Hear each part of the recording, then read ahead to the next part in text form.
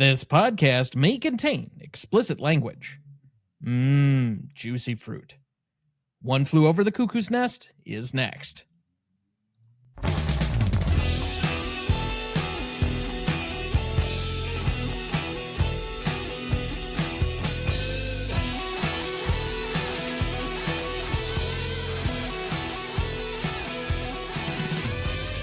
Welcome to the Greatest Movie of All Time podcast, the show that uses a unique grading style to redefine what the greatest movies are. I'm Tom Duncan. And I'm Dana Duncan. Came in a little strong there, didn't you? Well. And then clears your throat. You would think 6 seasons in that you would demonstrably get any better at doing this, but okay. Well, what if I just said I'd do a lot of this stuff to annoy you? Because nobody believes that shit. You do a lot of stuff to annoy me, but there's no way you could consciously clear your throat as many times as you do in an episode and do all of the just generally, I don't know, amateurish things that you tend to do. But okay, moving on. Tonight, for our 287th episode, we discuss One Flew Over the Cuckoo's Nest from 1995, celebrating its 50th anniversary. Directed by Miloš Forman, written by Lawrence Hoban and Bo Goldman. Cinematography by Haskell Wexler with Bill Butler and William Fraker. Music by Jack Nicholson. Editing by Richard Chu, Lindsay Klingman, and Sheldon Kahn. Starring Jack Nicholson as Randle Patrick, R.I.P. McMurphy. Louise Fletcher as Nurse Mildred Ratched. Will Sampson as Chief Bromden.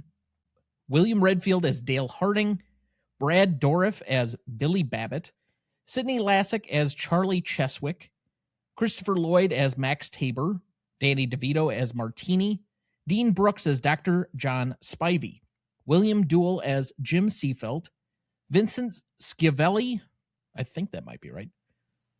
Yeah, that I don't know if I have another pronunciation in me, as Bruce Fredrickson, Michael Berryman as Ellis, Alonzo Brown as Attendant Miller, Mawako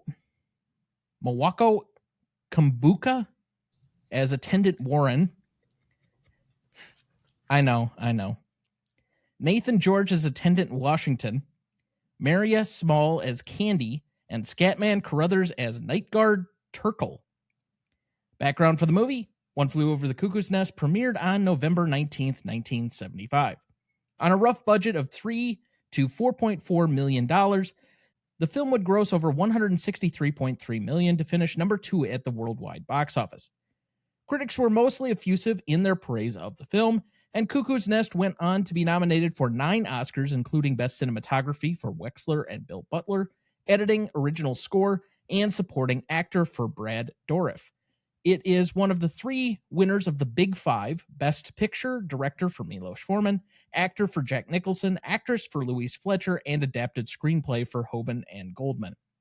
Cuckoo's Nest is one of the other 2 films, of course, we have covered previously. That would be It Happened One Night from 1934 and The Silence of the Lambs from 1991. The film has since been recognized by the AFI on the following lists: AFI's 100 Years, 100 Movies at number 20, AFI's 100 Years, 100 Heroes and Villains with Nurse Ratched as the number 5 villain, AFI's 100 Years, 100 Cheers at number 17, and AFI's 100 Years, 100 Movies 10th Anniversary Edition in 2007 at number 33. In 2015, the film ranked 59th on the BBC's 100 Greatest American Films list, voted on by film critics from around the world. In 1993, the film was selected for preservation in the United States National Film Registry. Cuckoo's Nest appears on the Cinema Legacy poll at number 79. One Flew Over the Cuckoo's Nest currently holds a 93% among critics on Rotten Tomatoes, an 84 score on Metacritic, and a 4.4 out of 5 on Letterboxd. Now, of course, we can't do this by ourselves, so we bring in our returning celebrity guest, a 5-time club member making her 6th appearance on the show to date, the host and creator of Shea Cinema, the sassy lass from Las Vegas. Please welcome back Sara Shea.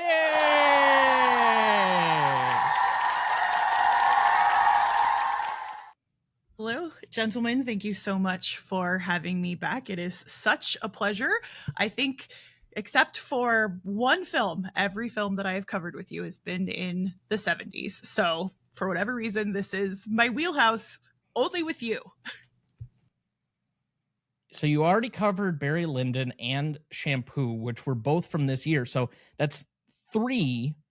You Yes. did Patton with us. That's 1970. What one am I missing? Oh, 12 Angry Men. You were on the 12 Angry revisit Men. with us. Yeah. Yep. Okay. Yep. Interesting. And my show is still stuck in the year 1933. So I'm like basically in the 30s or in the 70s. You could be worse. It could be worse. That's very true. Yeah. So you have not been on with us for several months at this point. The last time that you were on was for Patton. How have you been since that point? Been really good. Basically trying to get back into our own podcast. We took a very, very long break. We just released our episode with Andrew Corns doing King Kong, which I released a year and 1 day after it was recorded. So we're trying to, again, get back into all of that type of stuff. But good. I've been on, I feel like, so many other shows. I should probably make a list of those and post them somewhere. So yeah, even though I'm not doing my own show, I'm doing everyone else's show. Well, I mean, there is something to that. That being said, your editing period being a year long, that's quite unusual. That is unusual. So we'll just go ahead and say the reason for that was my dad was very, very sick. He was in the hospital for an incredible amount of time, and editing did not take priority at all. When I finally got around to trying to edit, there were massive technical issues. So we couldn't recreate what we had done. And so it was a laborious process of going through and editing everything. I used to be able to edit within a couple of days. So hopefully we can get back into that sort of scenario again. That's an unusual situation. So we've only released 2 episodes this year, I think. Mae West, which was maybe back in April or May, and then King Kong, which we just did. Our next episode is going to be on 42nd Street with our friend Clarissa, and then after that, we need to record more episodes. I do remember another episode coming out during that period of time, though. Oh, State Fair, which you so lovingly edited for me. Thank you. Yes, so much. Thank you. Thank you. Yeah. Yes. I don't toot my own horn very often. You are correct, Tom. We literally would not exist if we didn't have your assistance. Well, I got that going for me, which is nice. So welcome back, of course. But into our film for the evening. This is your 3rd film, as we mentioned, from the year 1975. This is, of course, the biggest recipient or beneficiary of the Oscars for this particular year, even though I think most people hail all 5 films as being worthy. In fact, on the Cinema Legacy poll to this point, 3 out of the 5, including this film, have already been named. And I think most people can assume the other one that you're thinking of is probably going to be on the list somewhere. Just saying. But that being said, so 4 out of those 5, Barry Lyndon being the sole exception, and I think that has more to do with certain people limiting their Kubrick selections to other films than Barry Lyndon. But that being said, this is obviously a significant year in the history of cinema by most recollections. But this is the only film out of those that's really narrowing in on a very, very specific subject, and that would be the realm of mental health. Watching this movie for only the 2nd time as I have, I guess I came to it from a newer perspective where the first time I watched it was probably 5, 6, 7 years ago. I guess I didn't have quite the experience that I do watching it for this show. And I was struck more by all of the smaller nuances around the mental health sphere that is contained within this movie. So let's just start with a basic compare and contrast, especially because Dad and I deal with this on a daily basis, the mental health sphere within our professional lives. let's compare and contrast mental health treatment between what's depicted in the movie, which I find to be probably a very realistic picture of how it was in that moment, with how we are today. Well, there's a lot more safeguards today than there ever was. Most states require annual reviews of patient commitment, both involuntary and voluntary, to make sure that both are, in fact, that the involuntary is justified and that the involuntary is, in fact, voluntary. So there's also a stigma and a decline in the use of electric shock treatment. It is only used in very rare instances. And the operation of a lobotomy is almost non-existent at this point in time. And why would that be?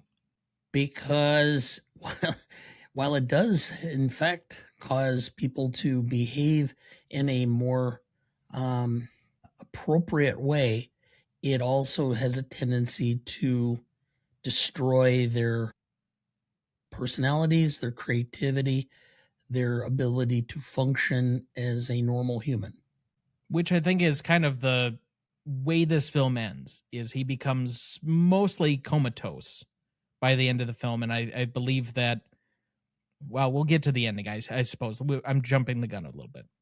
Sarah, did you have something to add? So, yeah, I think one of the interesting things is that more or less lobotomies never happened in the 70s, at least not in the United States. And so there's some, for me, some framing in terms of when does the story actually take place. The movie was released in 1975.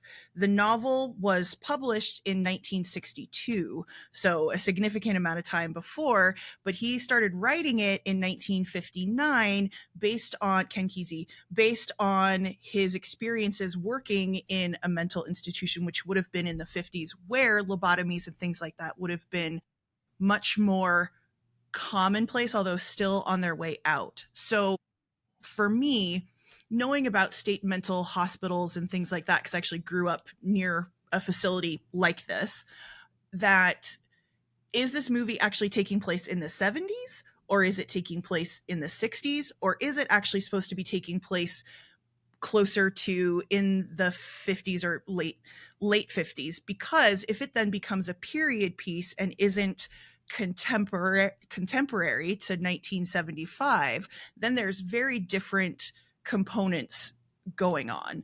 And I don't know if I'm smart enough to have figured out when exactly it takes place, because the lobotomy component would not have happened in the United States at all at this time. Can I answer that question? Yes, it took place in 1963. No, it took place in 1962. No, that's when it was published. I know, but they refer to the 1962 World Series. Oh, okay. Yes. Okay. Sorry. The Dodgers and the Yankees? Yes. Was 63.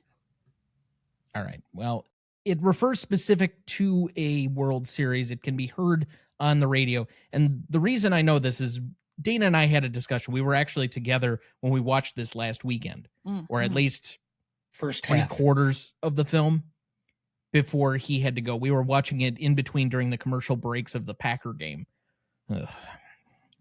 But that being said, I felt like being institutionalized after that crap. Yeah, well, the football aside, we do remember it being very specific to that, because then they were talking about certain players being in the games, and then Nicholson refers to, because he says Koufax at one point when he's doing the imaginary baseball call or whatever. So there are players specifically mentioned. So that does root it in a place and time. So I would, if it's not 62 or 63, it's that early 60s period. So it's not contemporary to exactly 1975, but I don't know. I'll take your point on the lobotomy point of view. But that being said, one of the things that I guess is not discussed particularly in this film, but I know was a thing yet, was voluntary, involuntary commitments. A family member commits you because they have some type of like guardianship or whatever over you. I've seen it depicted in some movies where somebody gets committed because their spouse is about to leave them, so they put them in a ward and something to that effect. I don't know what the percentages or the rate was, but it's higher than it is now, where we have a lot more awareness of the legal constraints around people's individual rights and putting them in institutions. Let me clarify. Okay, that is not a voluntary commitment. That is an involuntary commitment. In order for it to be a voluntary commitment, you, as the patient, have to sign yourself in, and you have the ability to sign yourself out. If your family tries to put you in, they have to petition the court, and the court orders, and that is an involuntary commitment. These days, yes. Boy, I'm not sure how far back that goes, because that's been the case as long as I've been practicing law and well before that. So, which goes back to the late 80s. Well, so you have kind of historically the deinstitutionalization of a lot of these facilities. And so the one that I grew up near looks physically just like this place and they filmed it in Oregon, I think. So they all look the same because they were all built in the 20s and 30s, and they're all kind of federally funded and all of that type of stuff. So all of that was being decentralized and kind of being shut down.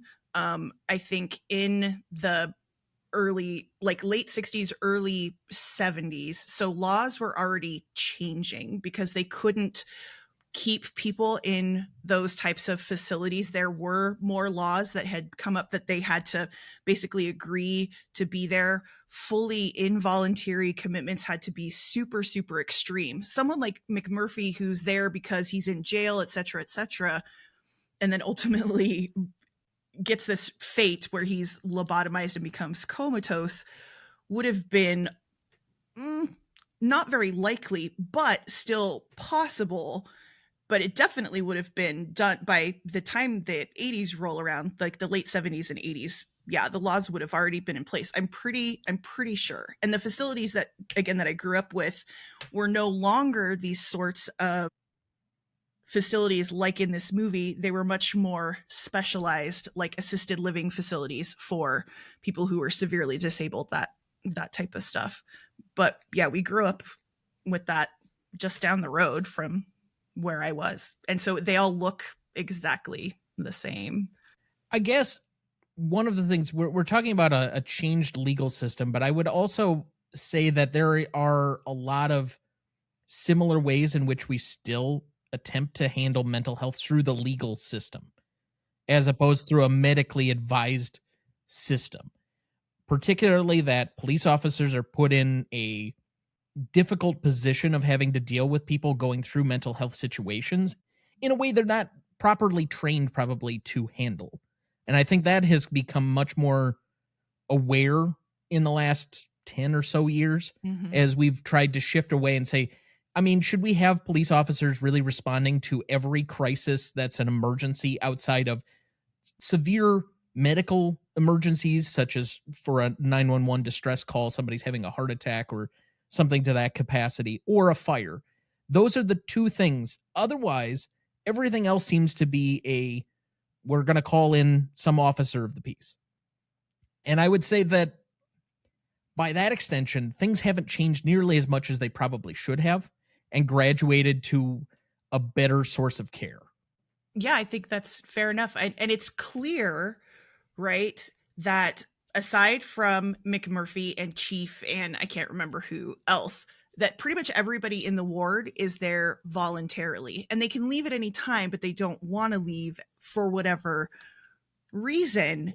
But because the care that they are receiving is gentle enough and structured enough to meet their needs, which would not be the case without this type of facility, right? And someone like McMurphy, who is being transferred from a work farm, who's in prison for statutory rape and battery and all of these things, would not find himself in a facility like this but he can't function in regular society either, and also isn't functioning in prison. But like there wouldn't be the overlap that there seems to be in this movie. They're going to be much more separated out, and you definitely like would not have a criminal person mixing essentially in with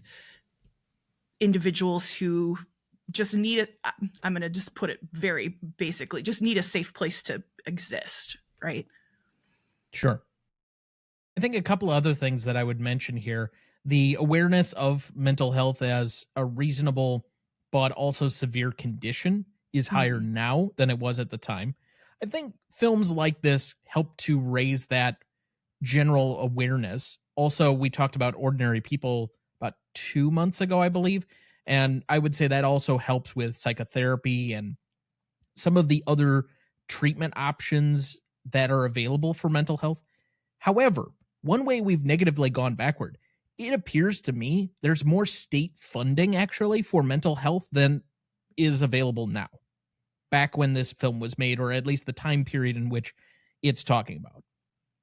I think that's a fair assessment, and it's more private practice. There's so much money to be had in the care and treatment of mental health issues, or the side kind of components that go along with it, for sure.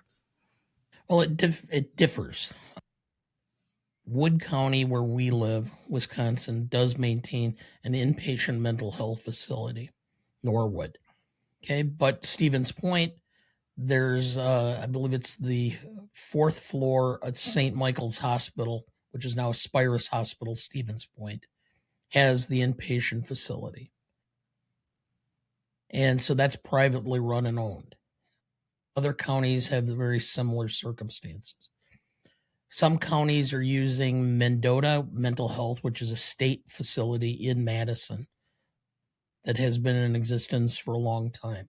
And they have different levels of security. They have just inpatient for normal mental health, but they also have inpatient for the criminal, or for criminally inclined individuals. So in other words, if you plead not guilty by reason of mental disease or defect, you're treated at a specific in custody type facility at Mendota, and then it can eventually, if you recover, stand trial on the underlying charges, unless you're completely exonerated from those charges because of the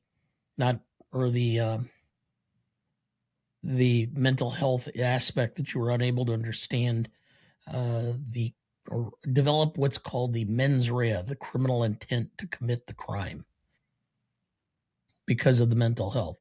So there's a lot more layers, and there's a lot more variations. Police officers do not have the right to stop or hold somebody indefinitely. I believe every state pretty much has an emergency detention procedure, and I believe the detention procedure has been established in part by Supreme Court, U.S. Supreme Court precedent, which is generally they can only be held for 72 hours before some sort of formal action needs to be taken, and that they need to be brought in front of a judge for determination of whether there is going to be a trial for a commitment or not. So I mentioned my relationship to the movie is this is the second time I've seen it. It's not particularly deep. I think the first time I was a little bit underwhelmed. I'm glad I've returned to it for this second time, because I got a lot more out of the film and I enjoyed it simply a lot more. That being said, Dad, what's your relationship to the film?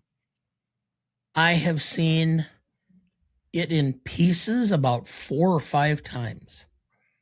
This is the first time I think I've ever sat through from beginning to end and watched it completely. I mean, I knew all the parts, and I knew what was happening and what was going to happen as we went through the film, because it'd be like I watched the first half, or I watched the middle part.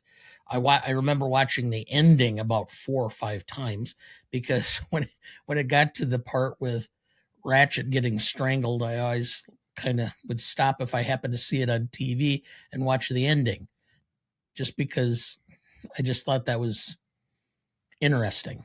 But So yeah, this was pretty much the first time I've watched it from beginning to end. And I would say that seeing the development of the film from beginning to end and how it moves about and the progression did make for a much more enjoyable watch than trying to do it piecemeal. I certainly had a more enjoyable time. Like I could get into more of the character development when I was less focused on the overall plot this time around. And I think that I was able to get some more nuances out of individual characters. It has a higher degree of enjoyableness, even for as dour and difficult a subject matter as it is. Sarah, what's your relationship? Gosh, so I think I have something of a complicated relationship with this movie, being that I saw it when I was fairly young. So this is a movie that my dad showed me. I would have been probably around 10, 11, 12, something like that. It's not necessarily a movie that he reveres in the way that he presented other movies to me. It was more along the lines of, this is an important story, and it did win all of these awards, right? But the focus was really on Nurse Ratched as being a very compelling character slash villain. And so, and then also because we lived near a facility that was like this, kind of having an understanding of the geographical area in which I grew up and knowing people who were in that facility. So I saw this at a young age, which may or may not be a good thing. I think if you have a mature enough kid, they could absolutely take this in. And I wouldn't say that I was horrified by it, but I was affected by it as a kid watching it, because it's tragic. It's really, really tragic. I remember feeling the first time that I saw it a little bit, just, I was nervous the whole time. Like I was afraid that everybody was going to get in trouble, and then ultimately somebody does get into trouble, etc., etc. And then I watched it again in college because, you're watching stuff to be rebellious, and this seems like a really good rebellious movie, and damn the man, all of that type of stuff. Yeah, I know this movie, that type of stuff.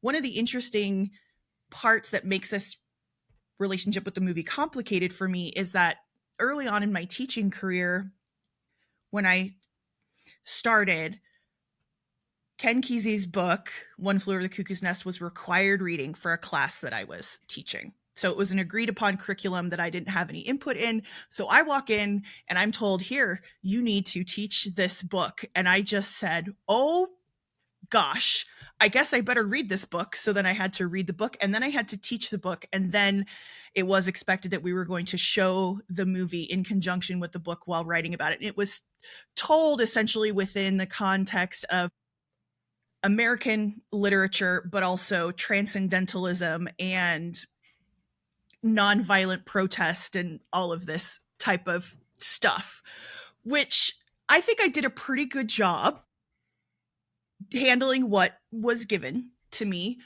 But I'll tell you, reading the book, it's the overall story is exactly the same. There's not a lot of deviation. However, it is told from the point of view of Chief. So you know right away that Chief is faking it, that he is not deaf and dumb, that he is putting on this whole thing.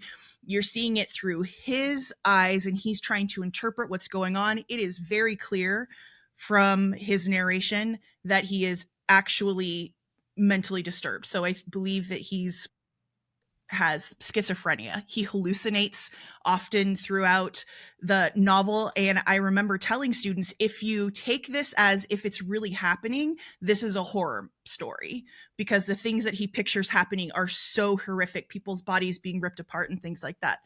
So it was a bizarre thing to be told, present this to teenagers, which, even though I watched the movie at a young age, I would not be giving the book and the movie to teenagers on a regular basis. I think there's some really good messages in this film, even though this film makes me feel terrible. I've seen it over a dozen times, about 3 times within the last week. so this isn't a new thing for me, but every time I watch it, I feel awful when it's done. And why do I want to keep coming back to something that feels bad? Right. I think And then I think the history of me knowing you is you watching films way too young and being affected by them at a much older age. True. I mean, take it up with my dad. But I mean, I will if you ever let me meet William. Yes. I think that it's one of these things that it made me very thoughtful as a child, right? And I wasn't disturbed in the sense where it kept me up at night, right? It just made me think about the world and the people around me, how we treated other people, the way that Nurse Ratched acts, right? She's very serene and proper, but what does it take to get her to crack, if she does crack at all, those types of, I don't know. But yeah, I think it affects me more now as an adult, but that's also life experience, right? The older you get, the more experiences you have, the more things that you can tie what you see in film and cinema to your own experiences, even if it's just a passing moment or something that's much more ingrained in your life experience. I know someone who's very near and dear to me who needs to be involuntarily committed to a facility, and we can't do it because there are laws in place that don't allow it, but this person should definitely not be wandering around. So what do you do? Yeah, this is one of those films that does that. Yeah. I think there's a strong proclivity for lawyers to expose their children to things that are more mature than they are. You mean like Revenge of the Nerds when I was 11? Oh, love that movie. Can't wait to talk about it. Or on the calendar. Or showing me Caddyshack when I was 8 just so that you could fast forward through the supposed nudity? And then you missed one? Yeah. Okay. Do you have our plot summary ready for us? Oh, yes, I do. One Flew Over the Cuckoo's Nest is a powerful drama directed by Miloš Forman, based on the novel by Ken Kesey. The film stars Jack Nicholson as Randle P. McMurphy, a rebellious man who fakes insanity to avoid prison and is sent to a mental institution. There he clashes with Nurse Ratched, Louise Fletcher, whose strict control over the patients crushes their spirits. McMurphy's defiance inspires the other men, including the quiet and gentle Chief Bromden, Will Sampson, to rediscover their sense of freedom and individuality. The movie explores themes of authority, conformity, and the human spirit, ultimately showing the cost of resisting oppressive systems. Thank you, Dad. So what is the film about? I think it's about a lot of things, but let's start with one and move from there. Fighting authority. I would agree. I was thinking, what are the things that this movie is not about? Is it a search for the self, right? Self-expression? Is it... Okay, it's definitely not a love story. No. You can write that off. It's not. It could be. It could be a love story between Chief and McMurphy. Okay, sure. Because he kind of commits a selfless act in the end. Okay. Yeah, I mean, right, and I was being a little bit more facetious when I was saying that, but you're absolutely true. A love story, friendship story. What does that mean? How do you demonstrate those types of things? I think it is absolutely considering how most of the people are voluntarily committed, what is sort of the oppression that we put on ourself, right? Censoring ourself, suppressing ourself in order to fit in a way that isn't even necessary, right? I will take another step further because we mentioned kind of identity and self-identity. McMurphy, to me, feels like he knows exactly who he is. And he's really the only one for a good portion of the film. Maybe with the exception of Ratched, but I don't think we're really trying to empathetically understand her. We just know her to be somewhat of the authoritarian in this example and set where the bars of society are. everybody else is trying to recognize their own identity, and seeing somebody who is so self-confident allows them to start projecting, who do I want myself to be? Do I want to be like this? Do I want to be like somebody else?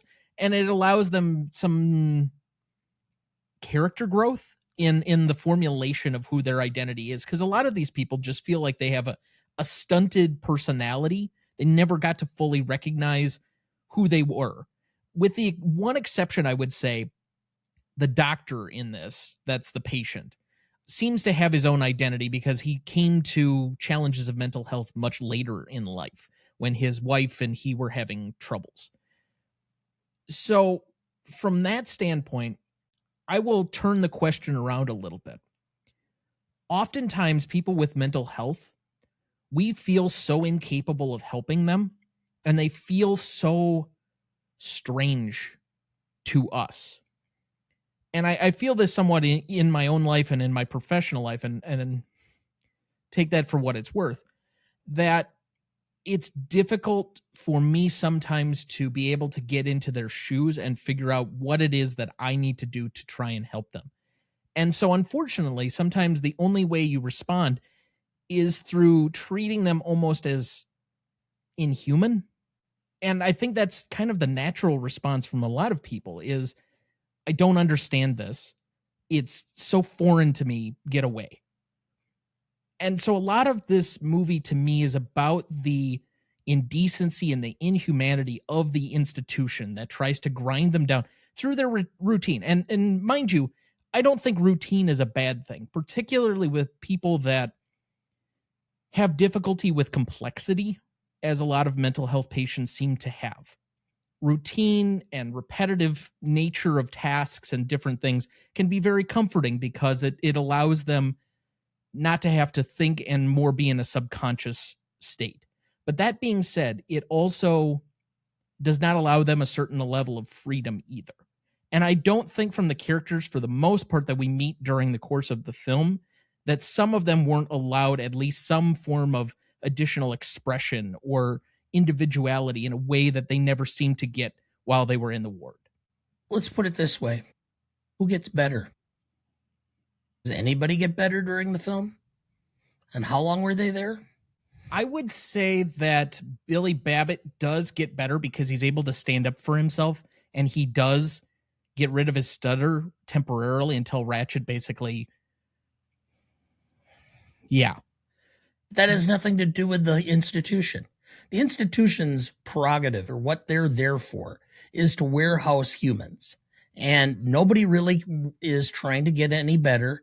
They want them to be within their confines so that they're easily manageable, and they go through a routine, and they don't have to do anything for them other than give them instructions and orders. They fall in line. You spend your 8 hours, and then you go home.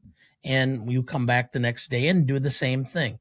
And you get funding, and that's how your job is paid, is based on how well you keep these people in order, not how well they improve. Well, and even talking about treating them as if they're inhuman. When McMurphy's trying to get the vote to put on the game, right? And she says, oh, there are 9 other people on the ward. And he says, you're going to count these ones? They don't even know what's going on. And she says, yes, we're going to count them. So there's this illusion, right, of they're all fully human and can fully contribute. But she only says that because it serves her, because it keeps McMurphy at bay, right? And he's the one who is trying to then later on, or through the whole movie, right, treat them as regular people. They just need these regular things. And then, no, we can't change the schedule because they can't handle having the schedule changed. We can't make any alterations because they can only function within this little set of boundaries that we've given them. So yes, they are fully human, but absolutely they are not. She treats them like a flock of sheep. Yeah, absolutely. Did you know Will Sampson, Chief Bromden, was a park ranger in Oregon near where the movie was filmed? He was selected for the part because he was the only Native American the casting department could find who matched the character's incredible size. Do you know what else he was in? Nope. He was in the Kevin Costner film. That narrows it down.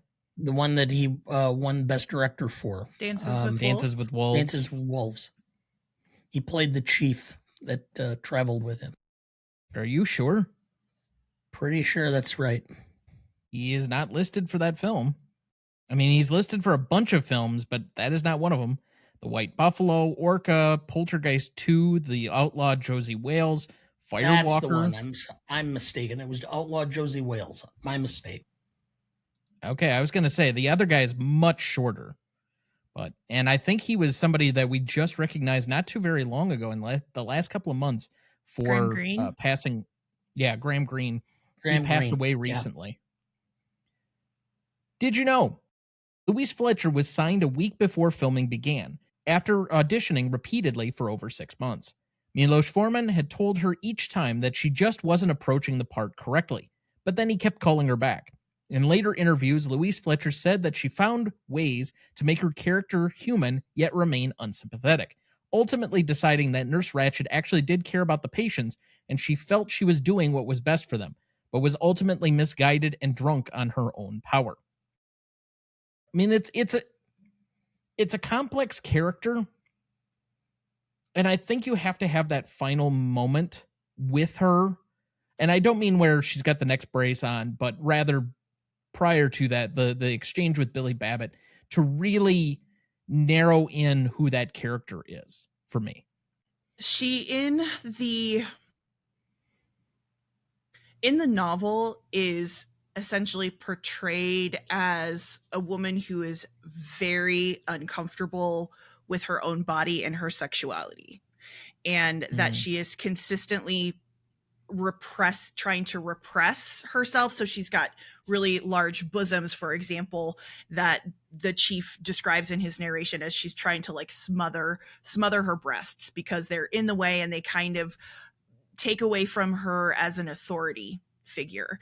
And so that her responses to anything that is sexual, like Billy or Harding potentially being gay, all of these things, that she is so upset at any expression of sexuality or sensuality that she's even more like iron fisted about it, and that she does want to do what is best for her patients, but that it is so devoid of human interaction because she's essentially disassociated herself from her own body, that she expects everyone else to be able to do the same kind of. And I think that the way that Louise Fletcher portrays her, I think that she does pull it off, that you can see her struggling and she does just want to do her job, but she does not exist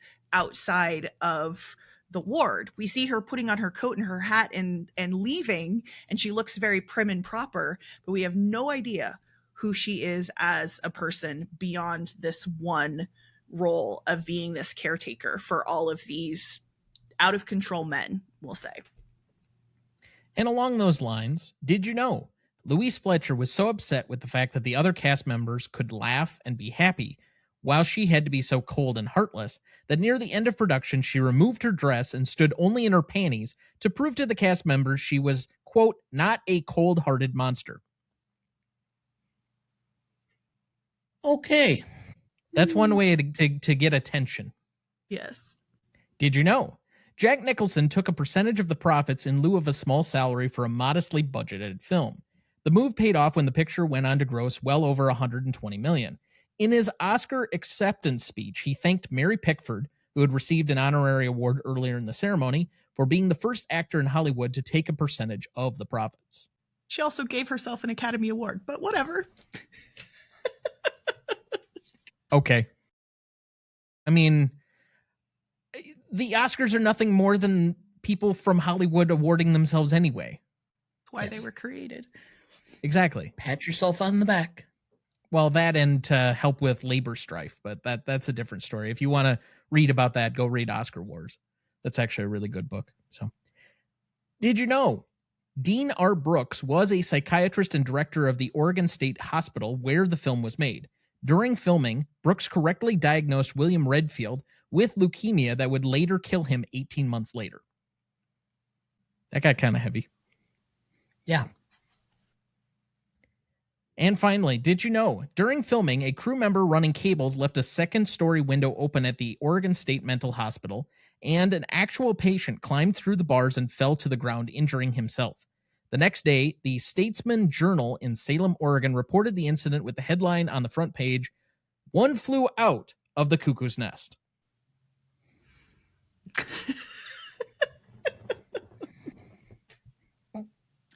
Yeah. Boy. And with that, that looks like a great spot for our first break. We'll be right back.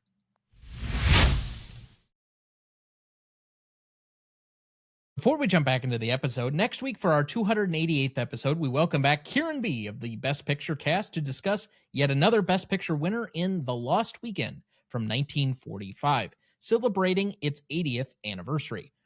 Written and directed by Billy Wilder with Charles Brackett, cinematography by John F. Seitz, music by Miklos Rosa, editing by Doane Harrison, starring Ray Milland, Jane Wyman, and Philip Terry. You won't want to miss that one, so watch ahead of the show by searching the Real Good app to find where it's streaming for you. That's REELGOOD. All right, let's check in with our guest, Sarah. What's going on with you, and where can people find you? Yeah, so you can find me on Instagram at Shea Cinema. Sometimes I'm there. Sometimes I'm on my own show. So our 3 episodes that we released this year were on State Fair. Oh my gosh. King Kong and Mae West. What's the Mae West movie called? She Done Him Wrong. But if you literally cannot get enough of my silly appearances on other shows, you can find me on Clarissa Beckstead's new show. I've seen that one. I've been on several times. Once with you, Tom, for 12 Angry Men, also for V for Vendetta and Titanic. Earlier this year, I was on Movies and Us with Clarissa discussing Black Bag. I was on Morally Offensive early this year discussing another Mae West movie, I'm No Angel. Next year, I will be appearing on a couple of shows as well. A new one coming out where I will be talking about Psycho and Freaks. And I Know Movies and You Don't. We'll be discussing Wild Boys of the Road. More stuff from the 30s. So, and of course, all of the other appearances that I've been on Gmote as well. Of course. Now, when might we be able to expect more Shea Cinema? So hopefully within the next week or so, we'll have our next episode, 42nd Street, out, and then hopefully it's going to be getting back into a weekly thing. So I just need a couple more weeks to kind of get that schedule set up, make sure that everybody is healthy and present and accounted for so that we can continue on our journey. And then, of course, Tom, we need to have you on the show. Our schedule is decided for the next 97 years. So you just need to pick a movie that you want to talk about. I did pick a year and a movie, but it's several seasons ahead for you because you're in 1933, correct? Right. So is there anything you want to do in the next little bit, not 10 years down the line? That I will have to get back to you on. What was the winner from 33? Is that Cavalcade? Correct. We already did it. I think that might be the only 33 film that I've seen. So I'll have to look for some others that I might be interested in because, frankly, Cavalcade was boring. It's very boring. Yep. I mean, it was fine, but it was so aggressively fine that it was like, what's plainer than vanilla?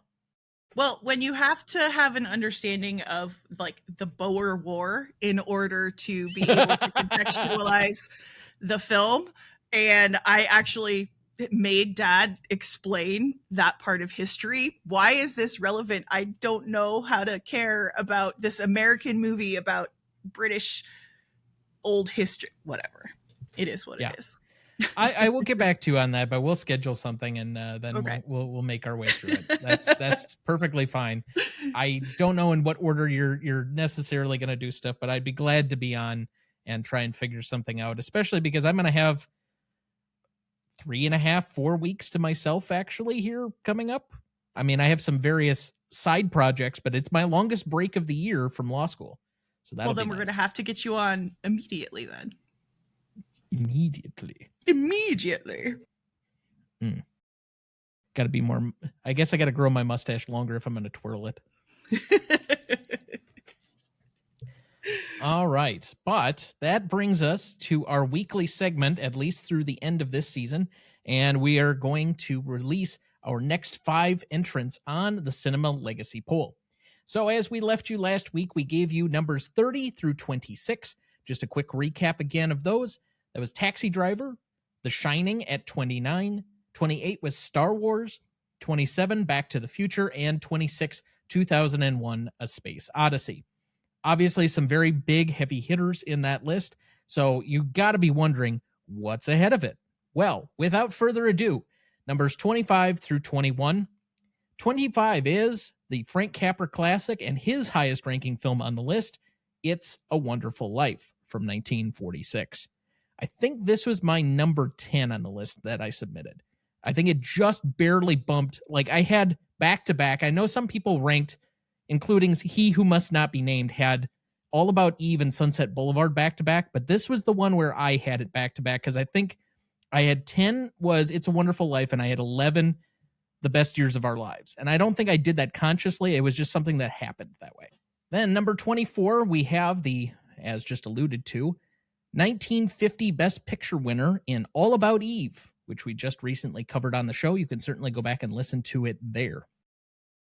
Number 23 is another film that we have covered on the show to date. In fact, the first 4 films on the list that we'll be discussing this evening here are all films that we've had previous episodes on. Only one from this cohort is a film that we will be covering in 2 years when it comes up for its next anniversary. But we have the Steven Spielberg thriller horror children's classic, Jurassic Park from 1993. Yeah. I mean, it's got thriller horror elements to it, and it's supposed to somewhat terrify children. You know, not the way that E.T. was, but still. Right. Jurassic Park was my number 14 on my list. I think it ranked high on most people's list, but it is not the highest ranking Steven Spielberg film from that year. No. Just a little tease. All right, number 22, we have one of the other Big 5 winners. We already had It Happened One Night higher on the list. We already had the film we're talking about tonight, One Flew Over the Cuckoo's Nest, on the list. That leaves only one more, and that is 1991's Best Picture winner, The Silence of the Lambs, which we covered in our first season, and I believe we're covering again as a revisit sometime next year. And I also don't think we have a guest scheduled for that. So just putting that out in the ether. And finally, at number 21, we have a film that Dad has only half seen. We started it, he was really excited about it, and we never finished it. And this would be the last Paul Thomas Anderson movie on the list, 2007's There Will Be Blood, which I know several people have said is by far the best movie of this century so far. It is not the highest ranking movie of this century, but it is the highest ranking movie of that decade. So take that for what it's worth. But just a quick recap again. 25, It's a Wonderful Life. 24, All About Eve. 23, Jurassic Park. 22, The Silence of the Lambs. 21, There Will Be Blood. Dad, initial reactions here. We're starting to get down into the differences as, you know, I mean, these are all excellent films, and I mean, it's a matter of splitting hairs, I think, on some people's lists. But still, the whole concept of this was to rank them so that there was actually some meat to the basis, not just, you know, whichever film was the one that showed up the most often. And I will say that the 2 films that are at the top of the list were by far the ones that appeared the most often on everybody's list, but they were also ranked very highly in addition to that, and their point totals are significantly higher than anything else that we've had. So when we get to the top of the list, you'll understand the 2 that deserve to be up there are up there for a reason. But that being said, each one of these, and we've gotten out of the range of where there are ties, so I think all of these films were included in a lot of people's lists. I don't remember if I had every single one of these. I don't think I had There Will Be Blood on my list. And that's just because I feel such a coldness with it. And I've had difficulty with relating to Paul Thomas Anderson films. There are some that I have enjoyed, but maybe not connected to on an emotional level, such as the most recent One Battle After Another, which I think I need another watch of yet to really hone in on what everybody else sees as so special about the film. There are other ones like Magnolia that I had a much greater connection to. And then there are ones like this where I feel such a coldness that I think other people appreciate, but maybe not for me. But it is the last film on the list that I know that for a fact you have not completely seen or finished. So some other quick takeaways here from the list. This is our 8th and 9th horror films on the list in Jurassic Park and The Silence of the Lambs, joining The Shining, The Exorcist, Nosferatu, Train to Busan, Night of the Living Dead, Seven, and The Thing. We still have 2 more to go. This is our 10th science fiction film in Jurassic Park, joining Star Wars, Back to the Future, 2001: A Space Odyssey, T2, Judgment Day, which somebody on this show will be joining us yet again for next summer, Blade Runner, Interstellar, E.T., Eternal Sunshine, and WALL-E. We still have 3 other science fiction films to go on this list. We had 2 more Best Picture winners this week, running our total to 23, with All About Eve and The Silence of the Lambs. We have 1 from each decade at this point, and for the most part, save from the 1980s, the 2010s, and the 2020s, we've had at least 2 in every other decade. Still, the most amount is from the 1960s, where we have 4. We still have 3 from the 1930s and 3 from the 1950s, and I don't think those are bound to change, but I could be wrong. This is our second and last Capra film, as I mentioned on the list. It's a Wonderful Life is, by most accounts, his masterpiece. Our first and only Joseph Mankiewicz film on the list with All About Eve. Our third Steven Spielberg on the list, joining Saving Private Ryan at number 63 and E.T. at number 72. Our first and only Jonathan Demme film with The Silence of the Lambs. Our third and final Paul Thomas Anderson movie in There Will Be Blood, joining Magnolia at 102 and Boogie Nights at 87. I think for the most part, people would probably say this is the right order.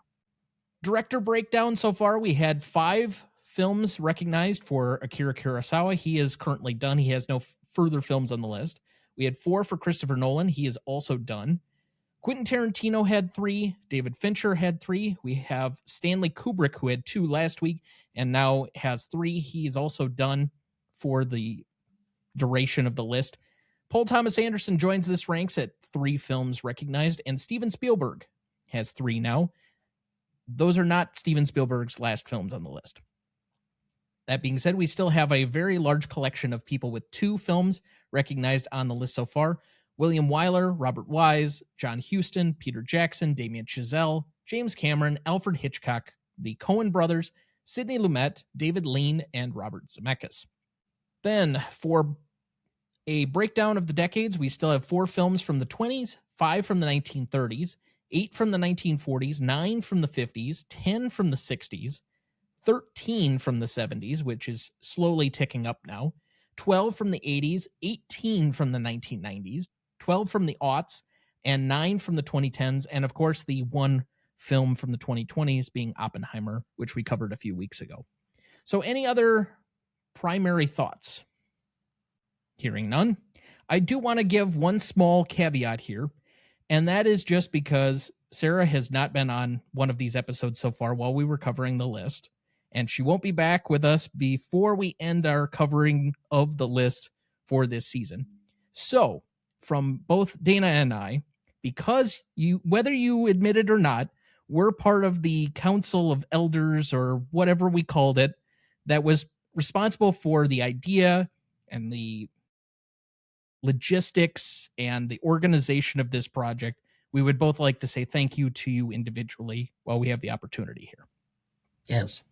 Thank you. It was such an honor to be included when it comes to the back end stuff throwing around ideas at the beginning of talking about it, I think I was definitely helpful. Once it came to the implementation, I have no skills. So promotion and organizing and all of that type of stuff, I'm an ideas person, ironing stuff out. But it's been absolutely wonderful and fascinating to see the level of participation from people, how seriously people took it, how people would submit their lists and then immediately say, I don't like what I chose. I would like to change it.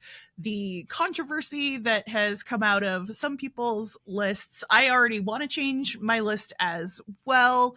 Lost sleep for many people. It's just been a wonderful thing to be a part of. So thank you for including me behind the scenes as well as compiling my stuff as well.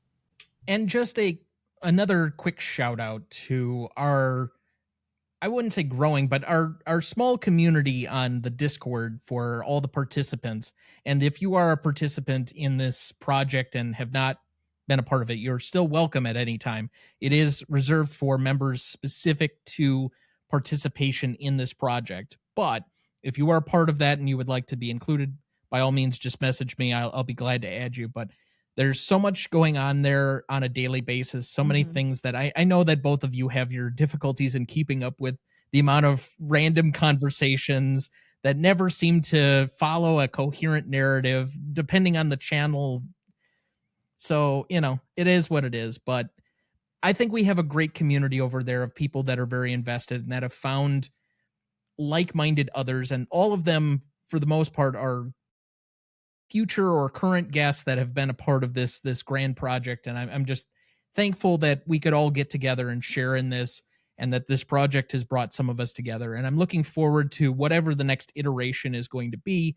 And as we grow this participant group, because I would hope that we started out trying to get a recruited group of about 50. Now that this first iteration has come out, I would like to say that we could grow our numbers because we have a proof of concept to take to people and say, would you like to be a part of whatever the next version of this is? Yeah, and I do have to say the community, even though I struggle on the Discord just because my brain can only handle so much, not because there's anything wrong with the Discord, the community is really great. And honestly, it's been a fun way to document the progression of the list, from just us germinating the ideas behind the scenes to people slowly joining us, getting to know each other and growing it kind of almost exponentially. But also it's for example, I suddenly decided that I was going to watch every David Cronenberg movie in October. And it was a really interesting little way for me to document that without any pressure to perform on Instagram or Letterboxd or anything like that. Just sharing my quick thoughts, people cheering me on or being like, ooh, that one's going to be fun, or that one's going to be interesting. People giving all kinds of movie recommendations, stuff that, because everybody has such different things that they're into. So it's a super, super fun place to hang out. And then of course there's just the ridiculous stuff that goes on that have nothing to do with movies at all. So I like that stuff too. Yeah. The food takes this week has been quite interesting, to say the least. But I think I saw a salmon pizza and I said, absolutely not. No, nope. You were correct. That was one of those highbrow things that a particular member who shall remain nameless's friend served at their restaurant. Yes. Somebody who's considered themselves a foodie. I think they have too highfalutin of tastes, but that's just me. Since I have a pizza oven, your mother decided that we should try that. The salmon pizza? Yes. What, next Friday? I doubt it. I don't know. I'm still. Yeah, I would hope that. She keeps saying that we need to get it up and running. Well, it is up and running. The problem is she wants it to be gas and I want it to be wood pelts. And so it's set up for wood pelts. So I could use it at any point in time, except she won't let me because she wants it to be gas, even though it's my gift from her. Okay, so we've had 2 weeks of subjecting people to the inner fighting of my parents, and now we're going on a third, even though she's not on this episode. Moving on, I will say that stay tuned. Next week we have The Lost Weekend, we will be revealing numbers 20 through 15, or excuse me, 20 through 16. So stay tuned for that. We have 20 through 16 on that episode. Then we will have the week after when Clarissa will be with us for the Psycho revisit. That will be numbers 15 through 11. And then we're at the top 10 already. So we don't have too many of these left. In fact, after this episode, Dad and I only have 4 more to record because we've already recorded the season finale. Yes. Yeah, it's kind of a weird feeling already. Getting into that final stretch before we turn the page on yet another season. Going into year 7. Wow. Which is weird. But thought about trying to get Bob Seger to do Turn the Page, but I think he's a little busy. He may not remember the words. Anyway, we left off at best performance. Dad, who do you have down? I have Louise Fletcher. She certainly came across as quite the icy, I guess there's no better way of saying it, bitch. She certainly knew how to play that part to come across as being almost maniacal in her rigidity of treating the patients. Well, and I think it speaks to something did you know that Tom had pointed out at the beginning, right? That she felt so alienated from the rest of the cast that she took her clothes off at the end, right? She's essentially the one character who doesn't get to let go at all during the film. Even when she is upset, it is only she has turned the dial up to like a 2 or a 3, whereas you get to have all of the other characters get to essentially do whatever they want, and there's a freedom in that, and she has to be so restrained in order to make this character effective. And I think her Oscar win is very well deserved, and her recognition as that character being a villain, I 100% agree with you. That would be my best performance as well. I have said many times on this program that I am one of the world's worst judges of what is acting and what isn't acting. I think I know when it's overacting, and I can pick out certain things, but I often gravitate to more showy performances. This is in no way a showy performance. Normally from a villain or somebody with authority, they are doing it in a more masculine, aggressive manner that usually comes through some level of sternness, or they raise their voice, or they're yelling, or none of that's in here. And yet, I guess up until the end, this is my problem with the performance. I have a hard time understanding what the supremacy in the acting performance exactly is up until that last moment where she threatens to call Billy's mom. Then you can see it to me, where it finally comes through that she just cannot compromise ever. She knows exactly what it'll do to him, and that it drives him to his own suicide. And she will not back down at all. Like, he is begging with her. He is pleading like his life depends on it, that he just can't be embarrassed. And she just won't let him off the hook at all. Like, she wants to punish him for how he's behaved and what he's done because he's defied her. And the drunk on the power really comes through in that moment. But up until that point, and it may be because I've seen the film before, I just didn't get what about that character, other than setting a standard of rules, really made her performance stand out as like one of the seminal best actress winners that I think most people have put her up on this pedestal. I have a hard time wrapping my head around it. So I ended up nominating other people here. I have Miloš Forman in my best performance as a result, because again, it's controlling this chaos, and you have a very large cast with multiple people creating somewhat of a lasting character memory. Like, everybody has their own little bit, and even Danny DeVito, who doesn't look like modern Danny DeVito at all, and like you'd have a hard time telling from our more popular relationship with Danny DeVito as he currently exists from about the early 90s to now. It's very different from what that character is, which is mostly silent and kind of doing it through gestures and mannerisms. And he gives equal billing to all of them, and he creates a fairly light, entertaining movie up through the end where it's that tragedy and kind of the catharsis of Chief in those final moments. To me, the emotionality and the tone and how this film that could be very bleak, and as you said, the book is kind of presented like a horror film, somehow comes off as like a crowd pleaser and entertaining, really comes to me in the direction of controlling all of these various different elements and putting them together in a entertaining package. See, to me, her character is almost a psychopath. There's no emotion. She's dead behind the eyes. And that's the way she's playing it. Because it would be too easy to be stern and dictatorial and to raise your voice and to show discipline through that. She kept a completely even tone. And by the sheer fact that she was so unemotional, made her eerie. I think one of the things, if you think about, she embodies that role so well that it's hard to separate Louise Fletcher, the actress, out of that character. Okay.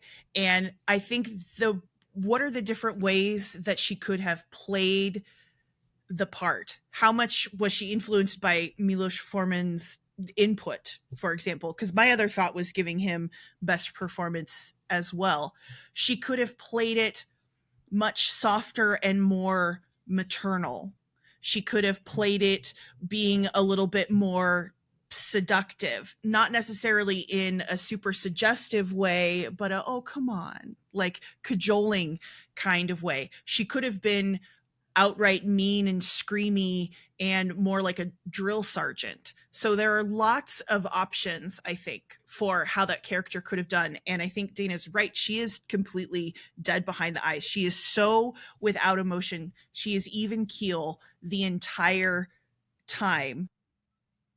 And again, when she raises her voice, it is so little. And I think it takes more talent to do that than it does to even overact. There's this idea that people who have to sing off key in movies or musicals or whatever, you have to have someone who's talented enough to know how to do it badly so that it looks bad, than just finding someone who's bad at it. If that makes sense? And so she is laser focused in on it, and she feels creepy. She does feel psychopathic. It feels when she's talking about, we can't change the schedule, we can't do this, they need this, it's really like she's talking about herself. This is what she needs in order to survive and function in her job. All of the boundaries and parameters that she's put on for everyone else, that's how she needs it as well. Could she end up in a facility like this? McMurphy ends up in a facility like this, and I think that the officials in the movie say he's not crazy, just that he's dangerous. She's not crazy, but she's dangerous. She has his brain drilled into. I mean, is that ultimately her decision? Like, we don't recognize, I mean, you're led to believe that that's likely the case because he assaulted her. He tried to kill her, quite literally. Like, if they had not basically pulled him off of her, he would have killed her. Like, he was that motivated at that point. But did she specifically give that level of order? I don't know if she has the authority to do something like that. She is the one where they say, we're going to send him back to the work farm. And she says, no, we're going to keep him here because I want to help him, because otherwise we're passing our problems on to someone else. She specifically asks for him to remain because he was going to be sent back to jail because he was not crazy. He didn't need to be there. And she says, keep him here. So I think at that point, should he have ended up in jail because of his assault on her? Absolutely. Her having the ability to say, I want this done to him. I think we're not necessarily supposed to know exactly how that plays out. But the indication, I think, or what's implied, is that she does have that authority, and that's a decision that she makes with the doctor, because I don't think she has the authority to like sign on the line that she's the only one who does it. I think she convinces the doctor to do it. In the book, it's implied that she has some power over the doctor and can blackmail him at any time. So. Okay, because that's obviously not present in the film, and I can only take the film at the face value. Right. But if you'll remember in that scene, the doctor defers to her on whether she thinks that that she can rehabilitate him, and whether they should send him back to jail, or this is something where it's a psychological problem, because they've deemed that he is not a psychological risk. Right.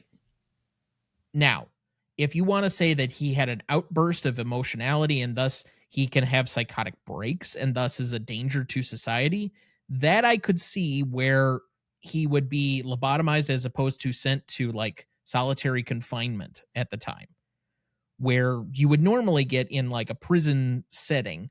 But since he's already in the mental ward and they've basically already conceded that he has some level of mental instability by the definition of the state, that's where I would have the difference. And again, the doctor had to defer during that meeting. I would assume then that the doctor is the head and would have to sign off on something to that level. Because again, she's a nurse. She is not going to have that kind of ability. Now, if she does have implied power or some form of undue influence, that's a different matter entirely. And I'll be willing to concede that point. But that's something that, as the viewer only of the movie, that I don't have. Right. And I think we're supposed to kind of view it as maybe not necessarily the logical progression, but it is the terrifying conclusion, right? Sure. Because we have so many people in there who are voluntary, they can leave at any time. Why do they keep subjecting themselves to this? That whether or not she specifically has the authority, there is no reason for him to have a lobotomy no matter what, because all of the experts have said he is not deranged. He does not have a mental problem. This is him trying. They send him there because they think that he's faking it, which he is. He's trying to get out of being in a regular prison or on a work farm. So he's manipulating the system. They have flat out said there is nothing wrong with this man. Ratched says, yes, let's keep him here so that we can help him. He's 38 years old. He's doesn't have his life together, right? He is a statutory rapist, and he says, I literally can't help it. She was willing. She tempted me, all of this stuff. Yeah. So he's not a good guy. He's not somebody who shouldn't be in some sort of something. He is a menace to society, and his actions ultimately lead to Billy Bibbit committing suicide. He blames it on Nurse Ratched, but it's him forcing all of this other stuff to happen. So who's actually responsible? So again, lobotomy is not really being a thing at the time that this is happening as an extreme measure. I think that's the point, is that it's not necessarily supposed to make sense. He shouldn't have been there in the first place. And yet he is catatonic on the other side. And it is absolutely because the system has gone haywire. None of the fail-safes that should have been in place existed. He should absolutely be in jail. There is no way this would happen now. There might be some sort of keeping somebody on a cocktail of sedatives, for example, but nope, they just operate on him and make him a drooler, which is why Chief is devastated to see him that way, because Mac is the first person who treats Chief like a human. He's the first person that Chief feels that he can talk to, because Ratched has created an environment where they can't function in any other way. So is it a punitive measure that she possibly asks for? Yes, I think we're supposed to view it as she's the one who makes the decision, even if she doesn't have ultimate authority, because she is cruel. And because this is her even further dehumanizing him, taking away all of his agency, because he has wreaked such horrible results in the ward. Dad, who is your best secondary? Miloš Forman. The pacing was excellent. The integration of the characters, the somewhat overlapping dialogue within the confines of the hospital setting had to be well controlled so that you could understand it, but yet understand that They're going to be trying to talk over each other, etc. There's just little things in there that are very subtle that I think supported his being awarded Best Director, and I think it's with merit. Sarah, who was your best secondary performer? I would say it is the screenwriters adapting the novel. I think they do an impressive job of it because this movie stands so well on its own. You do not need to know the source material. You don't need to know that the novel is narrated by Chief. It is so good on its own. It's so good as presenting each of these different characters, the environment that they are existing in, the little tiffs that they have here and there. It feels real and it feels like a lived in world. And to me, that is really truly impressive how they pulled that off, because this new adaptation of Frankenstein, everybody's comparing the novel and this version with Guillermo del Toro, and people are getting mad and upset. And I think this is an adaptation of source material that is so good that you would be hard pressed to actually take exception with it. And I think that's something you could probably appreciate a lot more, if not only if you've read the book. Yeah. Because I certainly wouldn't have noticed the difference otherwise. And you don't need to. And this is really truly dangerous as an English teacher. You can get the story watching this movie rather than reading the book. And the book might even be a little bit more convoluted than it needs to be, because Ken Kesey is that type of writer. I mean, he's high on drugs the whole time that he's writing it, and that type of stuff. So is it a particularly well-written novel? I don't think it's actually well-written, but I think it's an interesting story. And that is the difference, right? So you can take a really good idea and make it into something better. And I think that this movie is better than what it was born out of. I have Jack Nicholson here. I think he, for being his first actual Oscar win, and there had been multiple nominations leading up to this point where it felt like it was inevitable he was going to win one of these times.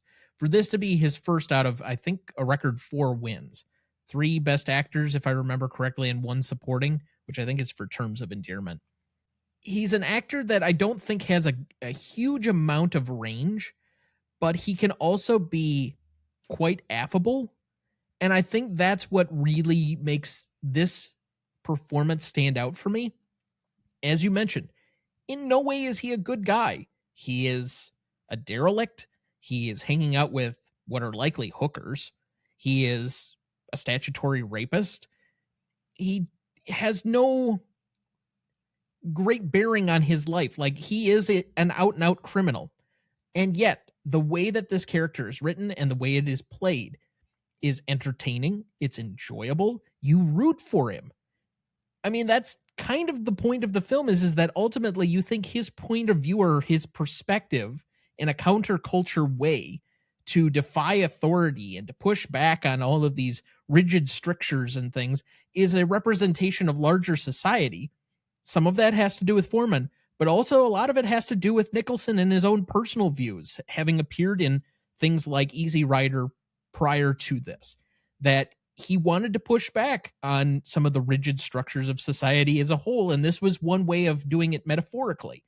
He is incredibly likable, despite the character being written as a dirtbag, and because of that, he's pulling off somewhat of a magic trick. And he has to be likable, otherwise the story doesn't work. Otherwise, how is he getting everybody to engage in all of these shenanigans? Somehow, despite him watching everybody else and viewing what he sees going on in the ward at the beginning as if it's his own personal entertainment. It's like the invention of reality TV, and he's just sitting back at their meeting about Harding's wife, and he's just like, what is this? This is great. He finds a way to interact with these other characters And yeah, you are rooting for him, even though we know he's a piece of trash. We want him to have these friendships, even though we know these other characters are gonna suffer. Because he's the audience avatar Yes. and our entrance point, and we don't want to Yep. think of that about ourselves. No. And so by extension, he has to be likable because we have to expect for him that we're seeing the world as it is through his eyes, as opposed to, as you've mentioned from the book, from Chief's eyes, where this would be a much different story if we're viewing Randle as a third party, as opposed to kind of like a first party perspective. Yep. Yep. Most charismatic in this one, I have Will Sampson. I think he is incredibly likable, lovable. I mean, that character for playing, what is it, 2/3 of the movie, 3/4 of the movie, as being the deaf, dumb idiot who, okay, he realizes that he can pick up the ball and just basically plop it in the hoop, and that's good enough to play basketball with the rest of them. But he's likable in that moment. And then when he makes this flip, and then by the catharsis at the end, he's probably the character we're most rooting for to break out of the strictures of his confines. So I find him incredibly charismatic for a character that going into, or probably 3/4 of the way through the movie, you're very detached from, but grow a very explicit fondness of, to have the movie's ending work for you. I think the only other possibility, okay, so you could say that like Jack Nicholson is most charismatic, but he's doing a Jack Nicholson and he's so over the top, right? He's 10 out of 10 walk-ins at this point. But my other thought would be in most charismatic would actually be Scatman Crothers as this. He's not in the movie for a very long time, but his moral ambiguity, or it's not ambiguous at all, he's ready for it all. That's essentially what hinges everything else, that they're able to progress.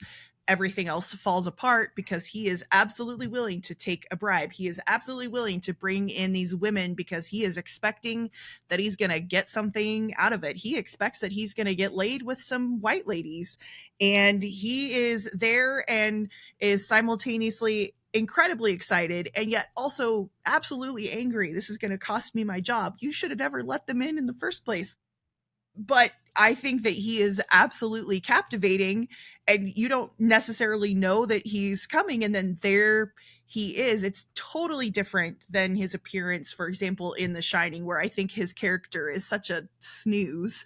But here he is as Turkle, and I think that he's fun and fascinating, and you're just like, oh no, this is going to go so horribly wrong.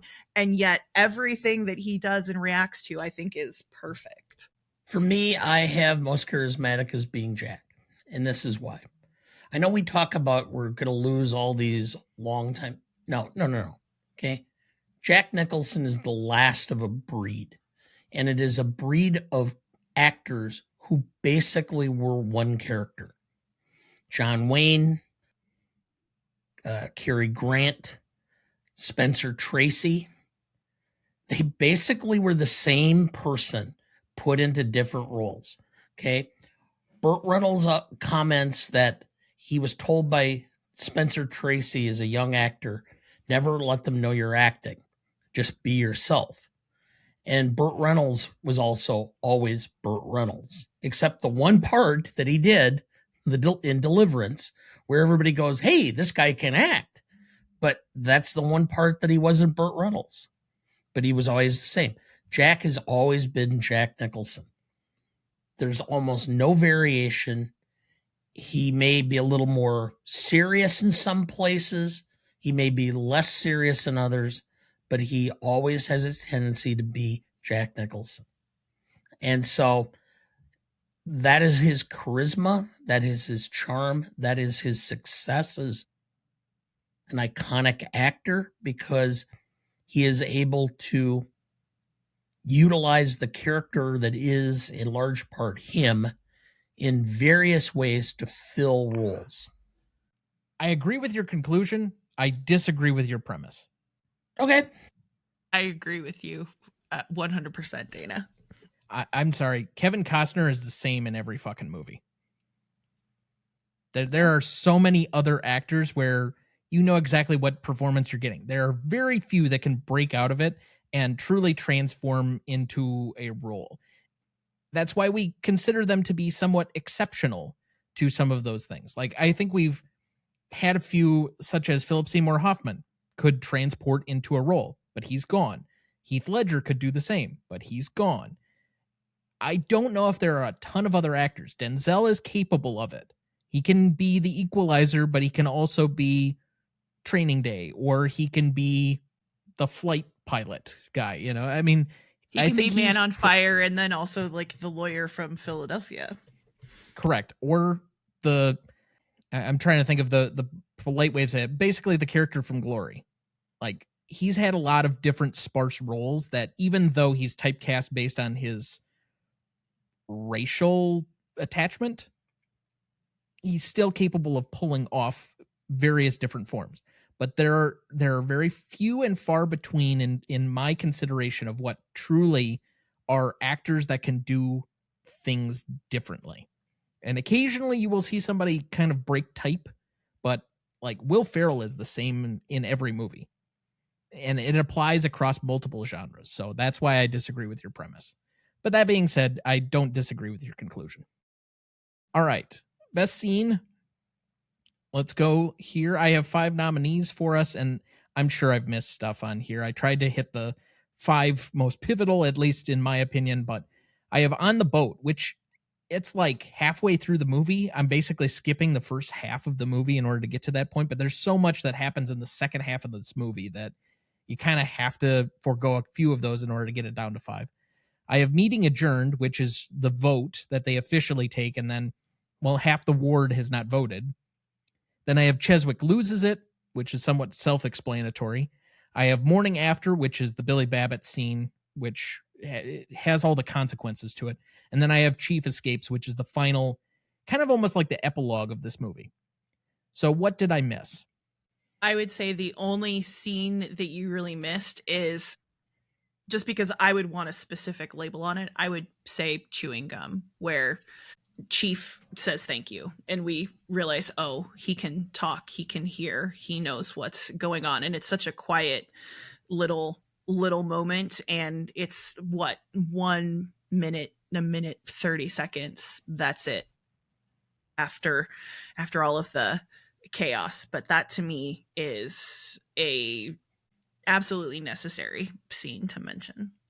Dad, anything to add? No, I don't. Okay, so then from these 6, On the Boat, Meeting Adjourned, Cheswick Loses It, Juicy Fruit, Morning After, and Chief Escapes, what is the best scene? Meeting Adjourned. I think it's the most telling. I think it's the most comprehensive of what the film has been about. And I think it kind of shows the interplay of all the characters and what really is going on underneath. I don't know how to choose. There's, see here, so part of the problem for me is what I said at the beginning. This movie makes me feel bad. And the only scene that doesn't make me feel bad, or scenes that doesn't make me feel bad, is On the Boat and Juicy Fruit. Juicy Fruit, again, it's that super, super tiny thing, but On the Boat is they're just doing whatever, and they are getting to be themselves. They are outside of the facility, and that is one of the only times where everybody is filled with joy. Every other scene makes me feel yuck. But that doesn't necessarily mean that means that my thoughts should be the best scene. It's just that that's what I'm gravitating towards because of the emotional weight and implications of the other scenes. That's probably why I'm going to go with Morning After. It has the most emotional impact and, for my money, catharsis of the film, where everything is riding on that hinge moment of they've finally like truly broken the strictures of what it's like to be in the mental institute. They literally had a party. They were avoiding the on-duty nurse, and they got the better of this whole situation. Billy Babbitt loses his virginity, but now where are the consequences? because you know they're around the corner. And to this point, even as many things as they've done, they went on that fishing trip. There really wasn't a whole lot of consequence for that. And even the ECT, while he has it, it doesn't seem like it really does that much to him.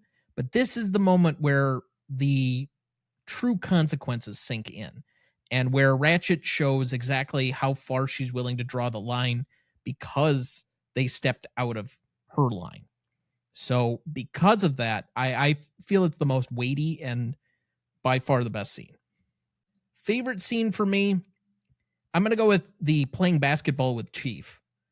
Just because it's lighthearted, it's simple. It's still when you think he's a deaf, dumb, and blind idiot.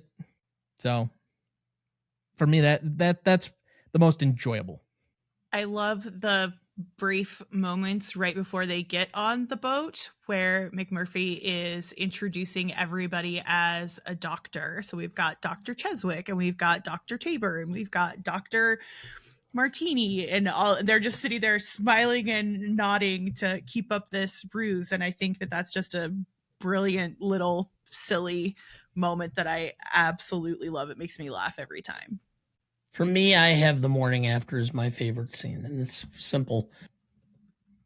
I think I've been there a couple of times after some college parties. So you have fond memories of that? No, I don't. Actually, it was kind of like coming out and figuring out, like, what the hell? I mean, why is there, why is somebody's shirt hanging off of the lamppost? So you do have fond memories of this? I wouldn't say they're fond. Well, then why is it a favorite? Well, I just like the scene because I think it's funny. Because I think that everybody, there's that release. They got out of their little, I don't know what you want to call it. They got out of their shell, more or less. And so I think that that's kind of an interesting, fun portion of this, is to see the growth of really what is the characters. Most indelible moment for me is the final moments of the film. The one thing I remembered between the first and second times that I watched it was how the film ends, that he kills McMurphy and then he escapes. And I don't know why that sinks in for me, but it's just the resolution of the film. That's what I remembered the most. I agree with you. That is the scene that has stuck with me for at this point for my entire life. Having known this movie is essentially how all of that plays out. So I agree. I have the Chief escapes as my most indelible, because that is the part of the film that I remember him running into the woods. That's the part that I remembered from previous portional views. That's the part that I will always link with this, which is ultimately finding freedom from tyranny. So that looks like a good spot for our second break. We'll be right back.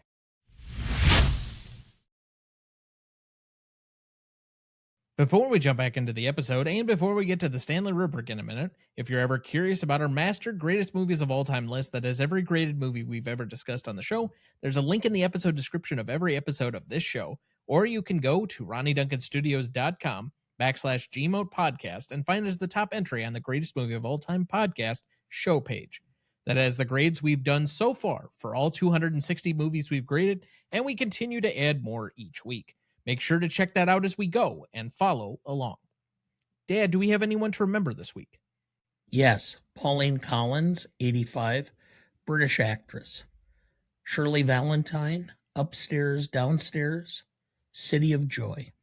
So we remember her here fondly with a moment of silence in her honor.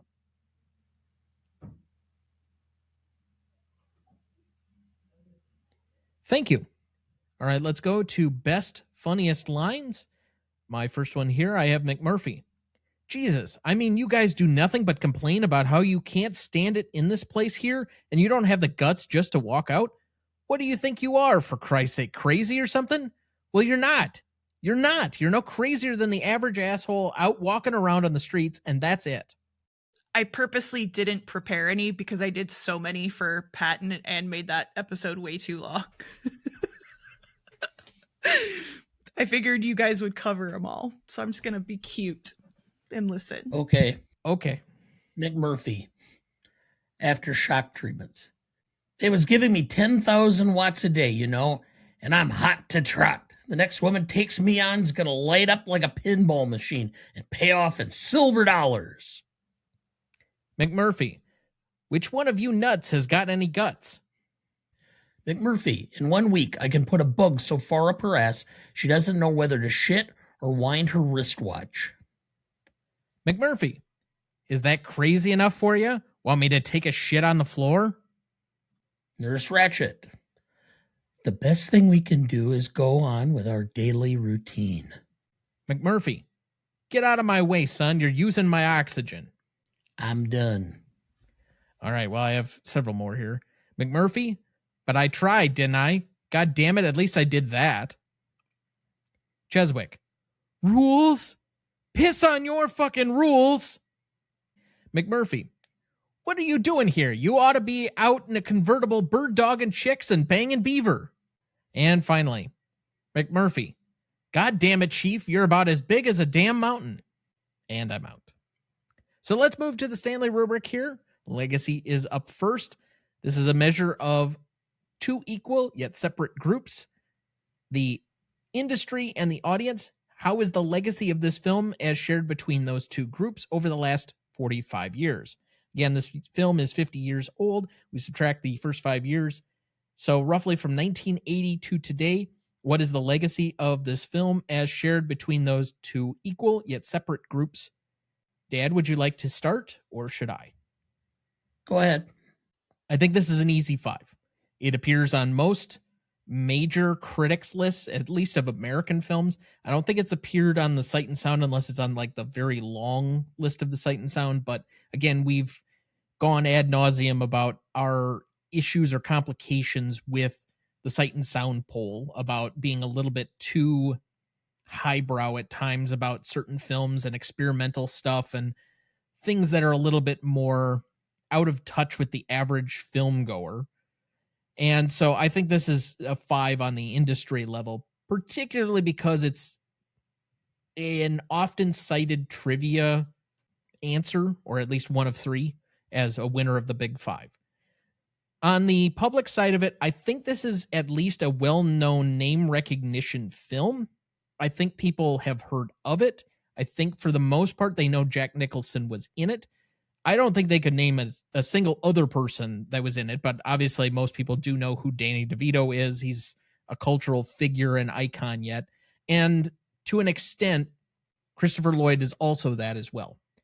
So I'm going to give this a 4. I don't think it's really high, but I would venture a guess that every single cinephile has seen this movie at least once.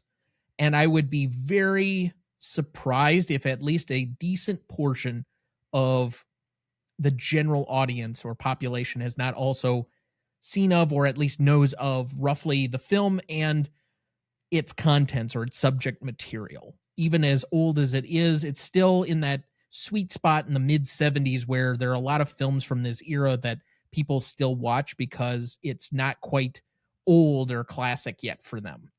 So I have a 9. Now, with that, and my last point being on the audience, what was the results of our now famous or world famous office poll? Of the about 27 or 26 people there, only 3 had seen it. Okay. That included your mother. 3 more had or could indicate that they knew who was in it. Okay. Once you started talking about Jack Nicholson, they go, oh, yeah. But it took that prompting.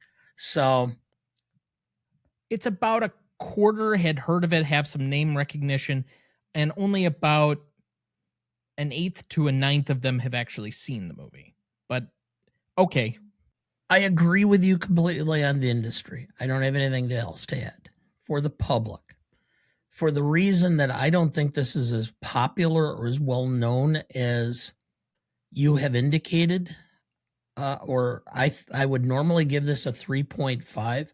But I'm going to go back up to the 4 you have, but for a completely different reason, which is even though this film does not have a huge legacy of people who know of it, I think this film has a major impact on perception of mental illness and psychiatric wards that comes directly from this film that is permeating through culture to this day.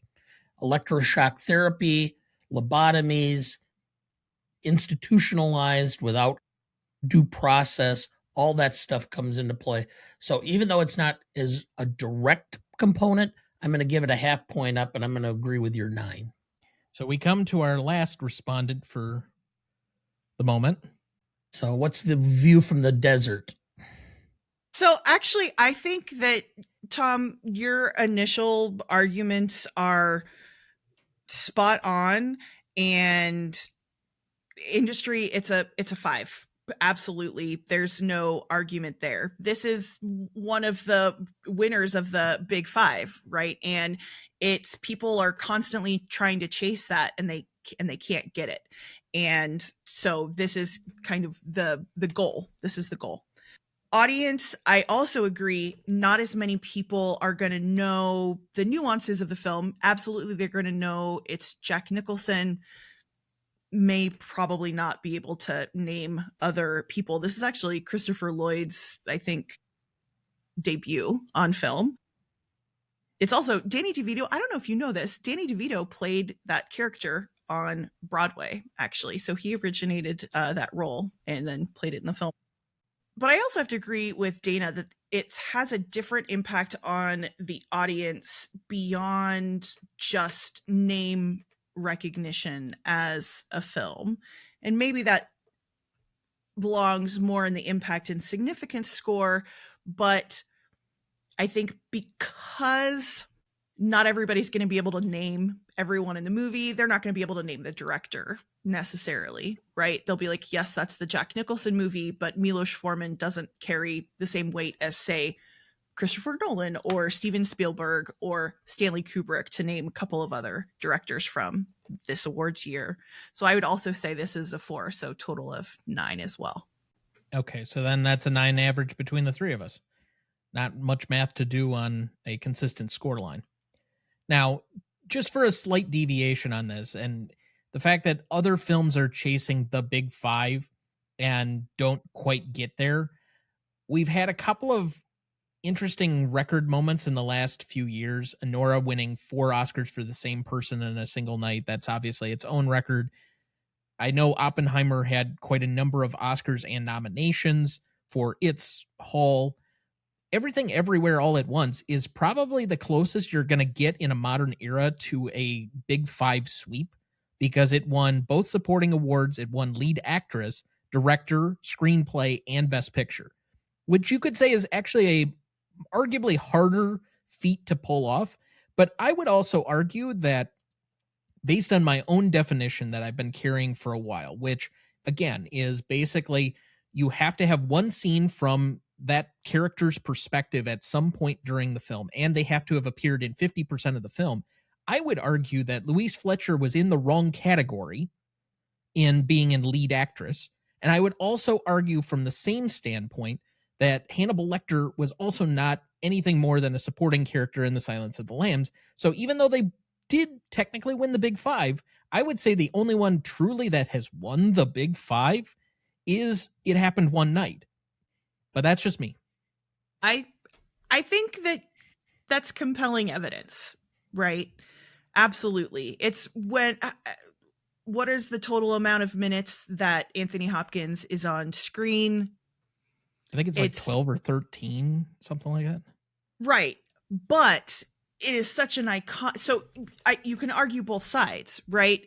Such a small amount of time on scene, but it's such an iconic performance.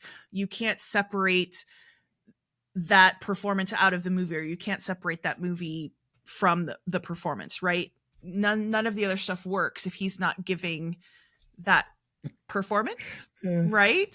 So what do people think of when they think of Silence of the Lambs? Are people thinking of Clarice Starling, or are they thinking of Hannibal? They might be thinking about Buffalo Bill, but they're thinking There you about go. Hannibal. I would make a case for Buffalo Bill being the lead actor over Hannibal Lecter, but that's, again, just me. I say you make a very compelling argument, but I understand both sides. So part of the problem is that you're not going to have the big five because there's so much horse trading. Well, I can't really, so I run recognize this film, so I'm going to go with this. Which explains why we've had a few films win a lot of awards, basically sweep what they're nominated for in the last couple of years. Like the lone thing that Oppenheimer basically didn't win for was screenplay and supporting actress. Otherwise, it basically got everything else. Which I think the supporting actress award was probably. Yeah, well. All right, but let's move on then. We go to impact and significance. This is the initial 5 years that we just discounted for legacy. What is the impact and significance as felt between the same, equal yet separate groups, the industry and the audience on this one? Since I went first last time, Dad, would you like to go first here? I'll do this very quickly. 5 and 5. There's nothing that I can say that in the short term, the number, the 5 wins, the fact that this was United Artists' largest grossing film of all time, the fact that it was like blew box offices away, it's a 10. Do you want to go or should I? I'm just going to say that I agree. This is one of those instances where it has those awards for a reason.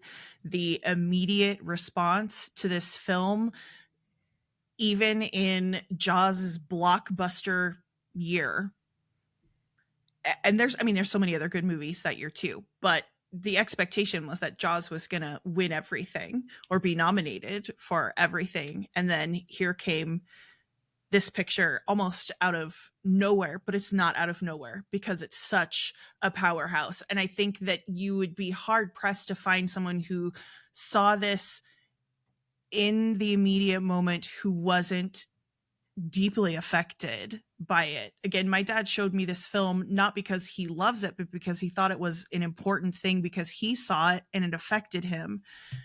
He didn't carry it in his heart with him the way he does Midnight Cowboy, oddly enough, but it had that sort of weight to it.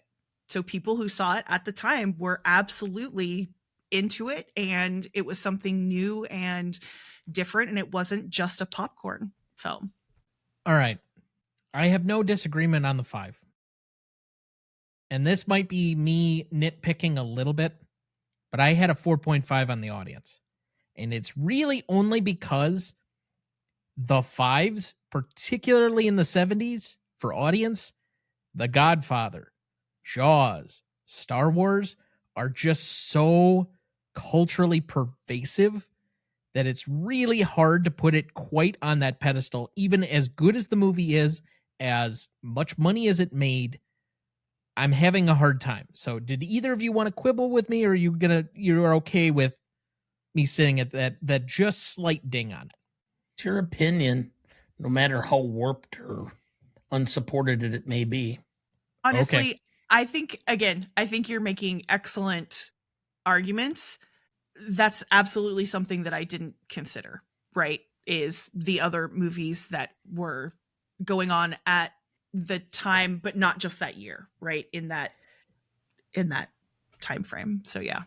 Are we ranking, or are we evaluating this movie, or are we evaluating this movie in relationship to other movies?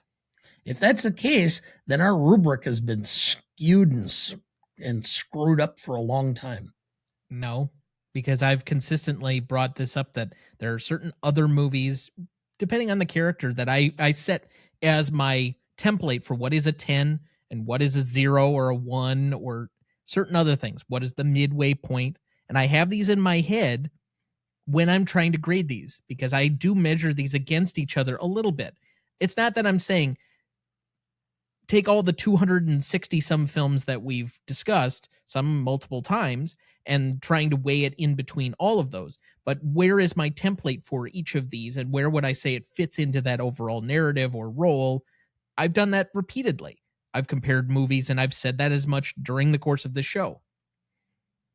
There's only one movie that I would automatically say is 10, and that's with Dudley Moore and Bo Derek, Julie Andrews.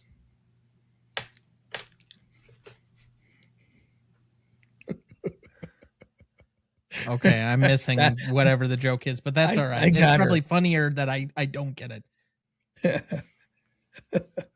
So that's a 9.83 between the three of us, as someone uncontrollably guffaws. Let's move to novelty. This is a category split like the other two previous categories between two different groups this time. The originality of anything having to do with the movie, which most times is the subject material, but also can be some other things. And then the execution of the movie as a whole. 5 and 5 points apiece for a total of 10. I'll start us off here. I have this at a 5 for originality. I just really don't see what other films were covering this kind of subject material that was as heavy, as important, and from this kind of perspective with multiple, I guess, not great characters to be rooting for in this way. So I would find it a little bit difficult on a subject material to do it justice than other than the 5. On an execution level, again, you can accuse me of some nitpicking. I think there are people that think this is a wonderfully executed movie. I think there's a few of the acting performances I might have asked for a little bit more. Again, as much as everybody else seems to like the Nurse Ratched role, I still have my difficulties with grappling with it for the majority of the film. It just doesn't impact me in the same way. I think the score in this is fucking awful. It's so weird and creepy the way it opens and ends, and then there's like nothing in the middle. And while I certainly don't need anything in the middle, like the film is fine without one, just that weird kind of like almost, is it a zither? Or no. What's the instrument that is used for the Star Trek theme? I can't remember what it is, but people will know what I'm talking about. An orchestra. No. The Star Trek theme is played on like a thing that's played only by like radio waves. Anyway. But regardless, oscilloscope? No. Anyway, moving on. Just because of some of the nitpicks of various different things, I'm going to have this at a 4, so I have a 9. I'm trying to find out what the instrument is, because now it's going to make me cranky that we can't figure out what it's called. But I can't figure it out. I swear I just looked at it. Theremin. I didn't even see it. I just really, my brain clicked in a theremin. Yes, it's very creepy. Sorry. I had to find out. Yes, a zither was actually used for the theme song for The Third Man, which I find highly enjoyable and is definitely an earworm. Yes. This is One Flew Over the Cuckoo's Nest does not have an earworm at all. It's like an ethereal spirit that's trying to haunt you for some reason. Here's the problem. Is it supposed to like be evocative of Native American sensibility, like something like that? I think I don't like it. If that's the case, it's like weird cultural appropriation in a way that isn't necessary for the rest of this film. I agree. So we're on novelty, right? The novelty of the score. That's what I'm focusing on. Dad, what was you... Yeah, Dana, go ahead. Oh, yes. Okay. I think we're talking about novelty yet, right? Okay. That's fine.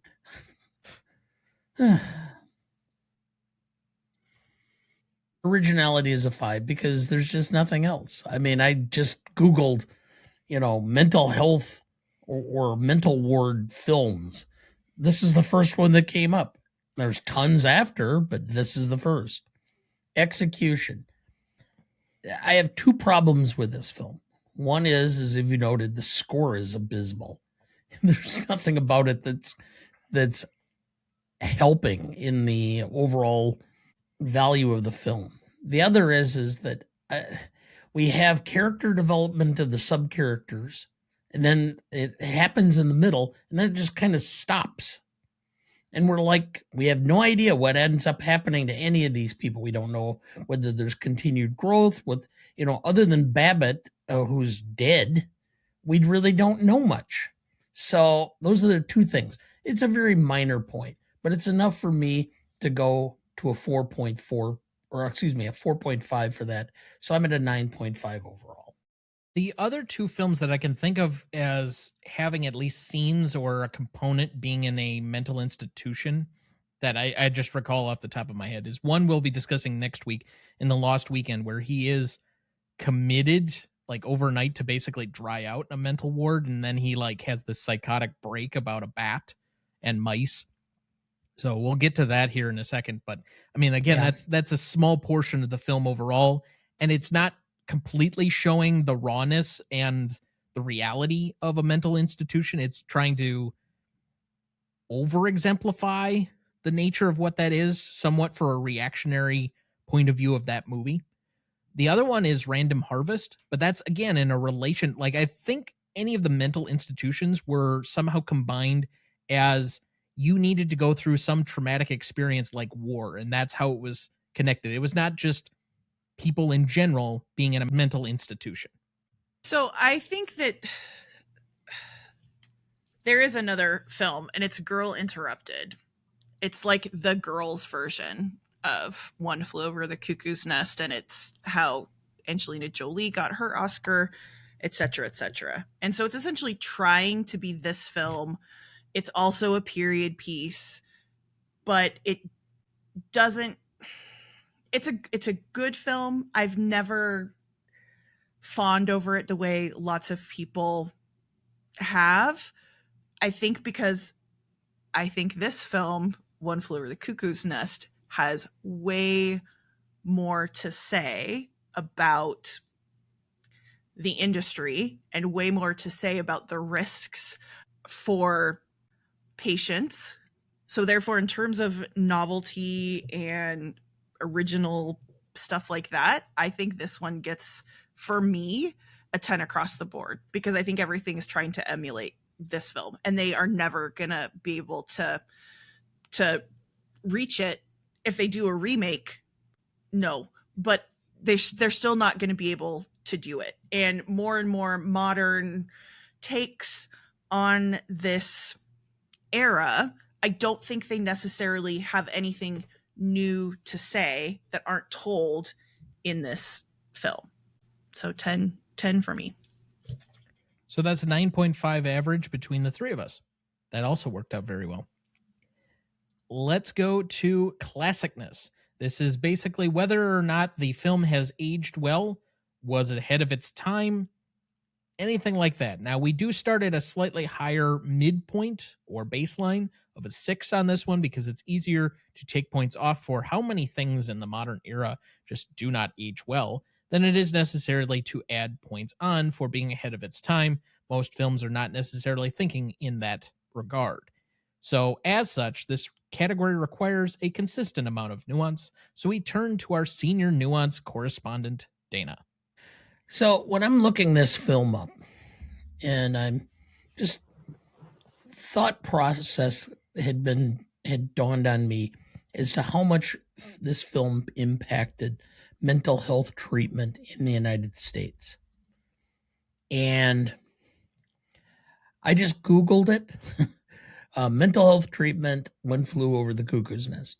I ended up with like 40 different articles, some of them from 2024, indicating the impact that One Flew had on mental health treatment in the United States. And the entire due process system that's in place. It was ahead of its time because it still conveyed, even though it was in 75, it still conveyed a lot of issues with mental health that were not resolved. In Wisconsin, every year there has to be an attorney who is appointed by the court to review every mental commitment and determine whether it's valid. And it was imposed by the Wisconsin Supreme Court in a case called Watts. So it's called a Watts review. Most states, I think if not all states, have very similar processes. And this shines back to this film. So this is so far ahead of its time as to where we were and where we're going. The question I have is depending on what you indicate, is it a 9 or is it a 10? Because I'm almost saying it's a 10, but I also have some apprehensions about it that I could be a 9. So I'm going to listen to the two of you, and I'm going to tell you that I am at a 9 or a 10, depending on what you argue. Well, would you like to go first or second on that? First, you can have Okay. closing arguments. I think that in terms of classicness, this is probably a 10. It's a period piece. And I think that it is very easy to recognize that the concerns that we would have that things don't age as well are absolutely of the moment and absolutely are points within the script. This does not carry the concerns that we would have on a film like Gone with the Wind. McMurphy as a character is a despicable person that is fully recognized. So the issues with him being a statutory rapist, mistreating women, calling in prostitutes, strangling Ratched, all of these have obvious consequences. I don't think that there is anything that goes on in the film where people could actually take exception to it and not understand it in context, even without knowing a whole lot about that era, right?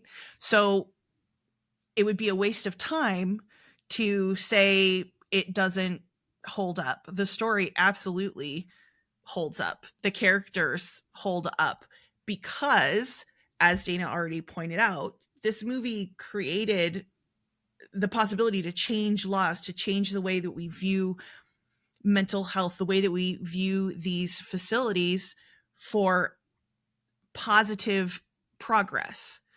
So what we're seeing happening in this movie, hopefully, isn't happening anymore, in part because this film exists.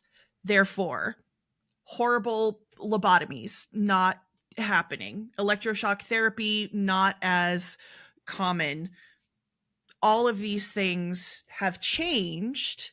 So therefore, we're kind of looking at this under glass or like under a microscope, right? And therefore, it exists in its little world and it is fine just as it is. There's nothing to take from our present position to view it with that I think is problematic. Okay, from the standpoint of how I would normally score this, I came out at a 9, and it's just from starting from our baseline of 6. I have nothing derogatorily to subtract from this in any capacity. So it's really just about how many points do I add up. I would say, I would argue it's 1 point for being ahead of its time based on the subject material, but even already by the time that it came out, stuff had changed that was different from what this movie was even experiencing, as we've kind of discussed. The timelessness factor is the only other major one that I would normally give it points up for, because it's 50 years old. I think the themes of it just generally still apply or are universal, and I think there is a lot to glean from the movie, even though the characters are complex and they don't fit into a neat box one way or the other, and there are multiple other things. Where I will leave open, I had not necessarily considered, because partly it's from a lack of experience and understanding, because, I mean, the film is significantly older than I am by 15 years, and this was not my era to understand, kind of grapple with the differences in mental health versus then versus now, which is part of the reason of comparing and contrasting at the opening. I will leave open the possibility of the +1 for the societal impact, but by the same token, does the way we look at mental health now, the way we're almost, in my opinion, too aware of some level of mental health, lead you to say that this movie is antiquated by the same stretch? Like, there are pieces of this that just either don't exist because of the movie. I mean, I could give that points up, but I could give it points down. I think you can argue both sides of that line. So ultimately, I fell at a 9, but I'm also a little bit open on this one. So, Dad, hearing all of that, where do you fall? Because you made the additional historical points that I guess would leave me open to moving it up slightly. I guess I understand your point, and I was apprehensive of giving it a full 10 because there is a certain element of it being antiquated, which is one of the reasons I was struggling between a 9 and a 10. But by the same token, there's so much of this that's so impactful and really set the standard for the last 50 years as far as really making people more aware of how bad some of these institutions were and that they were basically just warehouses. There was no treatment being done. There was no effort to try to improve. They were just basically, you didn't want to deal with somebody. You didn't want to deal with your brother or your cousin or your mother who's lost it. And you put them in these places so you didn't have to deal with it, which is horrible. But it's, I guess I'll go with a 9.5 and split the baby on this because I can't give it a full 10 because there is an element of it being antiquated, but the level of antiquation is directly related, I think, to some extent about the movie's impact on society. I think that's all fair, and I will follow your lead there to the 9.5. So then the average between the three of us is going to be a 9.67. And it's not the full 10, and it's not completely as close as you could probably get, because that's really the 9.83 when we're talking about multiples of us, but it's pretty damn close. All right, so that moves us to rewatchability. Insert your own subjective test here, however you would like. Since our guest has decided to grace us this evening, we'll let her lead. This one is hard. I think Remember, we are on rewatchability. No, I understand. This is hard for me because I've seen this many times. Many, many, many times. And as I've already said, it makes me feel bad. So that's what she said. Do I appreciate it every time I watch it? Absolutely. Am I seeking it out? Not very often. Okay. In fact, thinking of the other movies that I've done from this year, I would put on Shampoo probably more often than this because at least it's funny. I can laugh about it and I can relive us talking about it, which brings me joy. I would watch. You just wanted to see his hair dryer again, didn't you? Yes. And I wanted to make Dana laugh. I would watch Barry Lyndon and have that on in the background because it's beautiful to look at. Again, because I'm not going to feel crummy while I'm watching it. My favorite movie is Jaws. I put that movie on when I'm sick. So rewatchability for this movie, again, I appreciate it the dozens of times that I have watched it. I am so familiar with it, but I don't want to put it on. So for me, and I think most people would agree with that more or less, right? This is not a feel-good movie. You're not going back to be like, I want to go watch Jack Nicholson freak out and then get lobotomized at the end, or watch Billy Bibbit commit suicide, or Nurse Ratched be a brat. For me, it's like a 7. And that feels high, but only because I think it's such a good movie, but I don't want to revisit it. It's a movie that I would encourage people to watch. I would sit and watch it with them. I would actively tell people they should watch it and would encourage them to watch it. And I probably should watch it again in the not too distant future so that, again, I get a good feel for what's going on in mental health treatment and such, or what should be going on. But I can't go any higher than a 6, which is that reason. It's just too hard of a watch. I'm not going to watch this when I'm not feeling well, if I'm not in the right mood. It's just not going to happen. This is going to be really weird then, because, and maybe this is my own subjectivity bleeding into it. I guess I didn't find this movie nearly as tragic as I think the both of you did, or as sad. Yes, McMurphy dies. There's also a part of it where McMurphy deserves to die based on all of his actions and his modus operandi during his life. But in his own death, somebody else is freed, like from their own personal struggles and whatever else. The other patients are made somewhat better. They're improving because of his existence and his pushing back against the system. So I find this actually somewhat encouraging, even though Nurse Ratched is still in place and the strictures are still there and she's still controlling of the ward. All of these people, particularly the ones who are there voluntarily, have pushed back against the system somewhat successfully. And with the exception of Billy, have done so to their own benefit. And his was only because she made an example of him in that moment. I don't know how it plays out after the point of the end of this film, but I actually found it to be somewhat uplifting, weirdly enough. And by that example, I thought objectively, if you're rewatching the film, I think there's a lot of moments of joy in this. And so I had it at an 8, which is higher than both of you.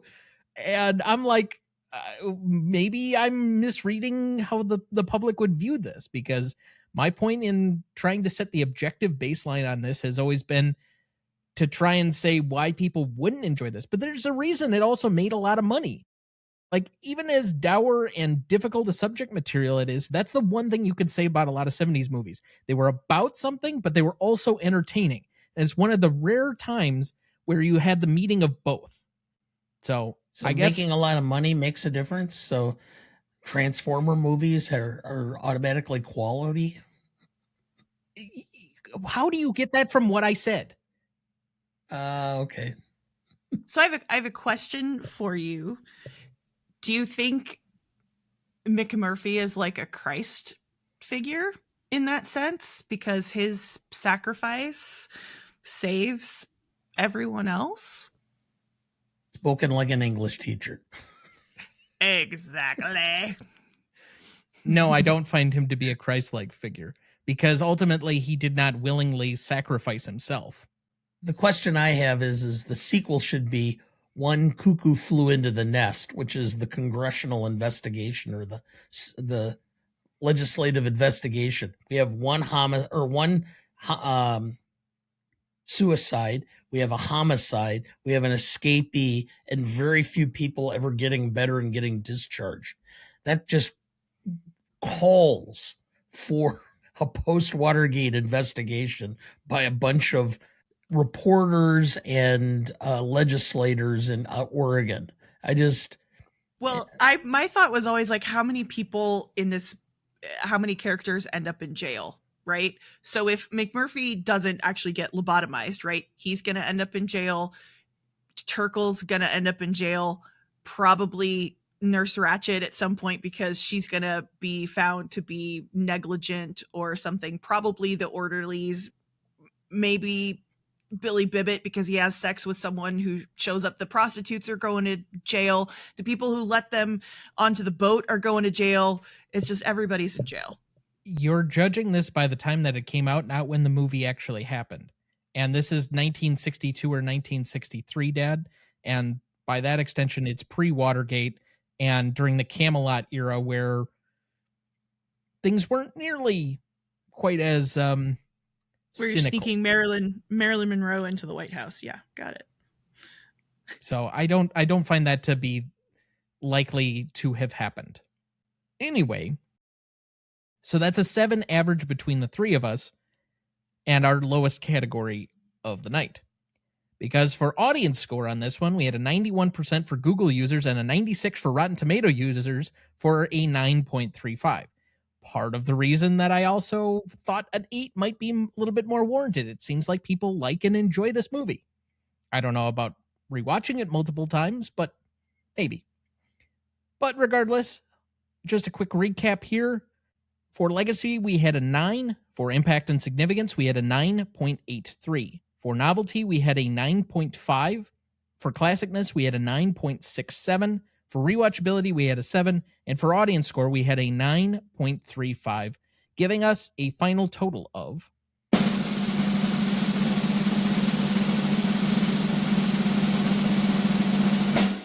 54.35, and currently placing it on our list at number 12 between The Best Years of Our Lives and Saving Private Ryan. I knew this was going to finish in the top 15. I had an inkling it would be inside the top 20. It ended up placing just slightly higher than what my projection was, but all the same, it was gonna place highly. It would be hard not to. So, as usual, if you have any feedback for us on any of our scoring, our arguments, you want to scold me for any of my takes, as most people do, you can write us at greatestalltimemoviepodcast@gmail.com. You can find us at any of our socials at gmotepodcast, or you can write us at ronnieduncanstudios.com/gmotepodcast to find us any of those places. Let's move to remaining questions on this one. I only have a couple here. 1, does Chief make it to Canada? Yes. It's not that far. If this is truly in Oregon, I think based on his background, he probably has a higher potential to succeed at making it there than most people. If he truly has the Native American roots, and based on my understanding of the culture and how they've lived off the land and things of that nature, he would have a more likely time of being able to hoof it without really any additional resources and survive on making it up to Canada and past the border, because it is quite a ways to go. But yeah, I think there is a good possibility, especially in the 1970s. If it was today, they would have caught him probably very quickly. Well, I guess this is early 1960s. So the overarching Patriot Act state does not currently exist to the capacity that they'd be able to scoop him up pretty quickly. Yeah, it's not like anybody's ring camera is going to pick him up. Yeah. Mm-mm. And also, how can you discipline people who are committed voluntarily? I mean, this is somewhat of a begging question, and it's kind of the nature of the whole movie, but people paid double for that in the internet, Cotton. Yes, they do. I mean, but I think that she figured out the way, right? It is insidious. They do not realize that they are being punished or that they're being disciplined, right? They've shown up there because they think that they need this structure and this outside influence, and whatever the setup, even though we can objectively say it's not so great, she has absolutely figured it out because nobody has left. The people who can leave choose not to. With the exception that, and I'm forgetting the character's name now, the guy that flips out and before the juicy Cheswick, he's there voluntarily, and I think he also gets ECT. That's an explicit punishment. Mm-hmm. He does get ECT, which is why he's reacting, because he knows what's coming. And Chief is not reacting because he's not supposed to, right? Because he's supposed to have no clue what's going on.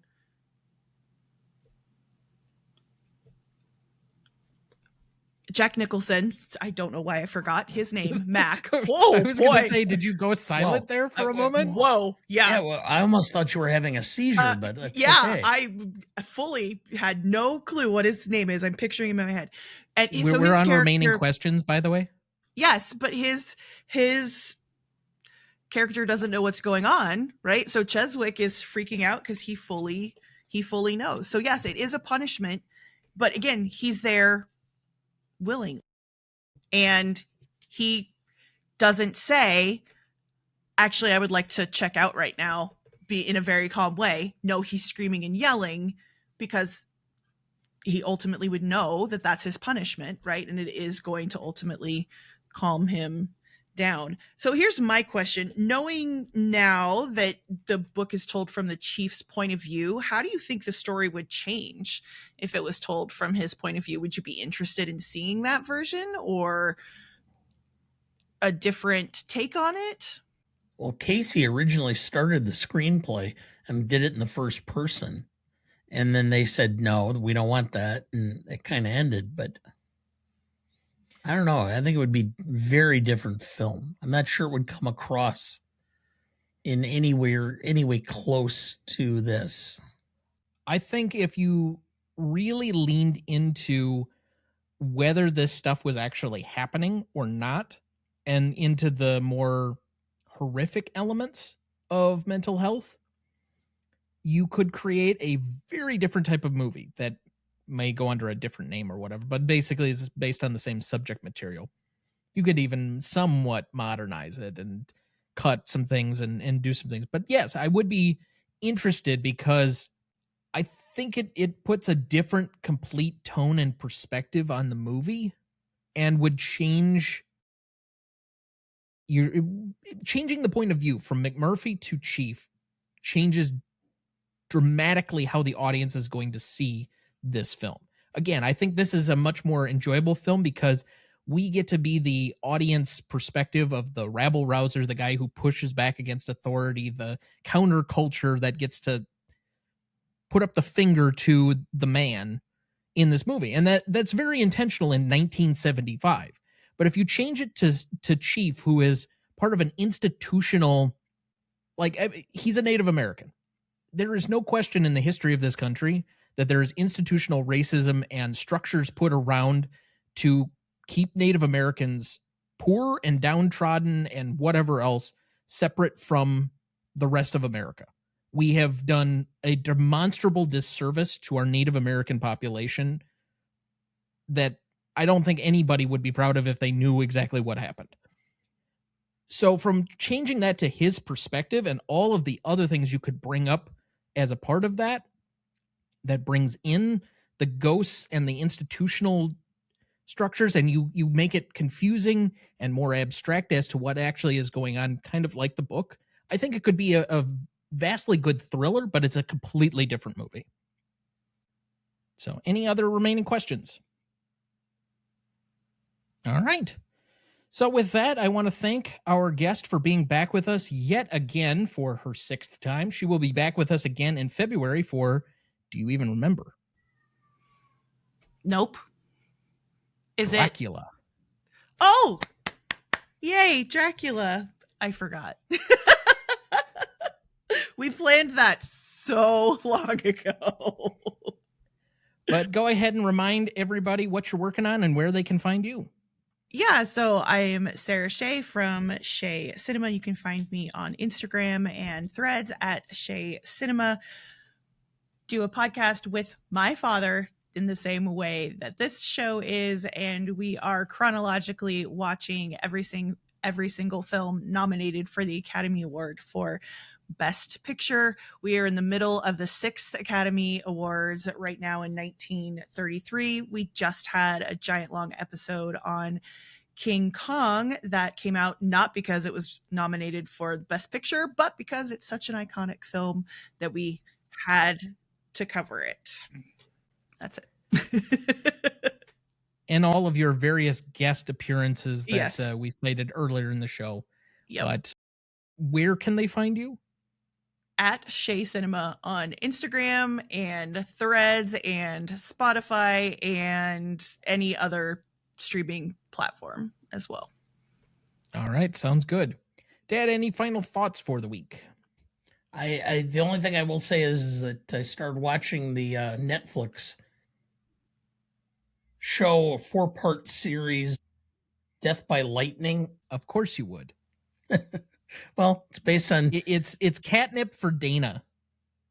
Well, it's based on Candace Millard's film, book, which I read about a decade ago, called Death by Lightning. It's very good.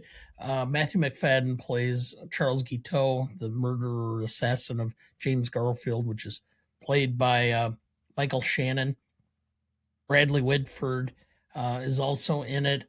I'm trying to think offhand of anybody else that I'm drawing a blank. Anyway, I do recommend it. It's worth watching. My wife actually suggested watching it first, and I agreed.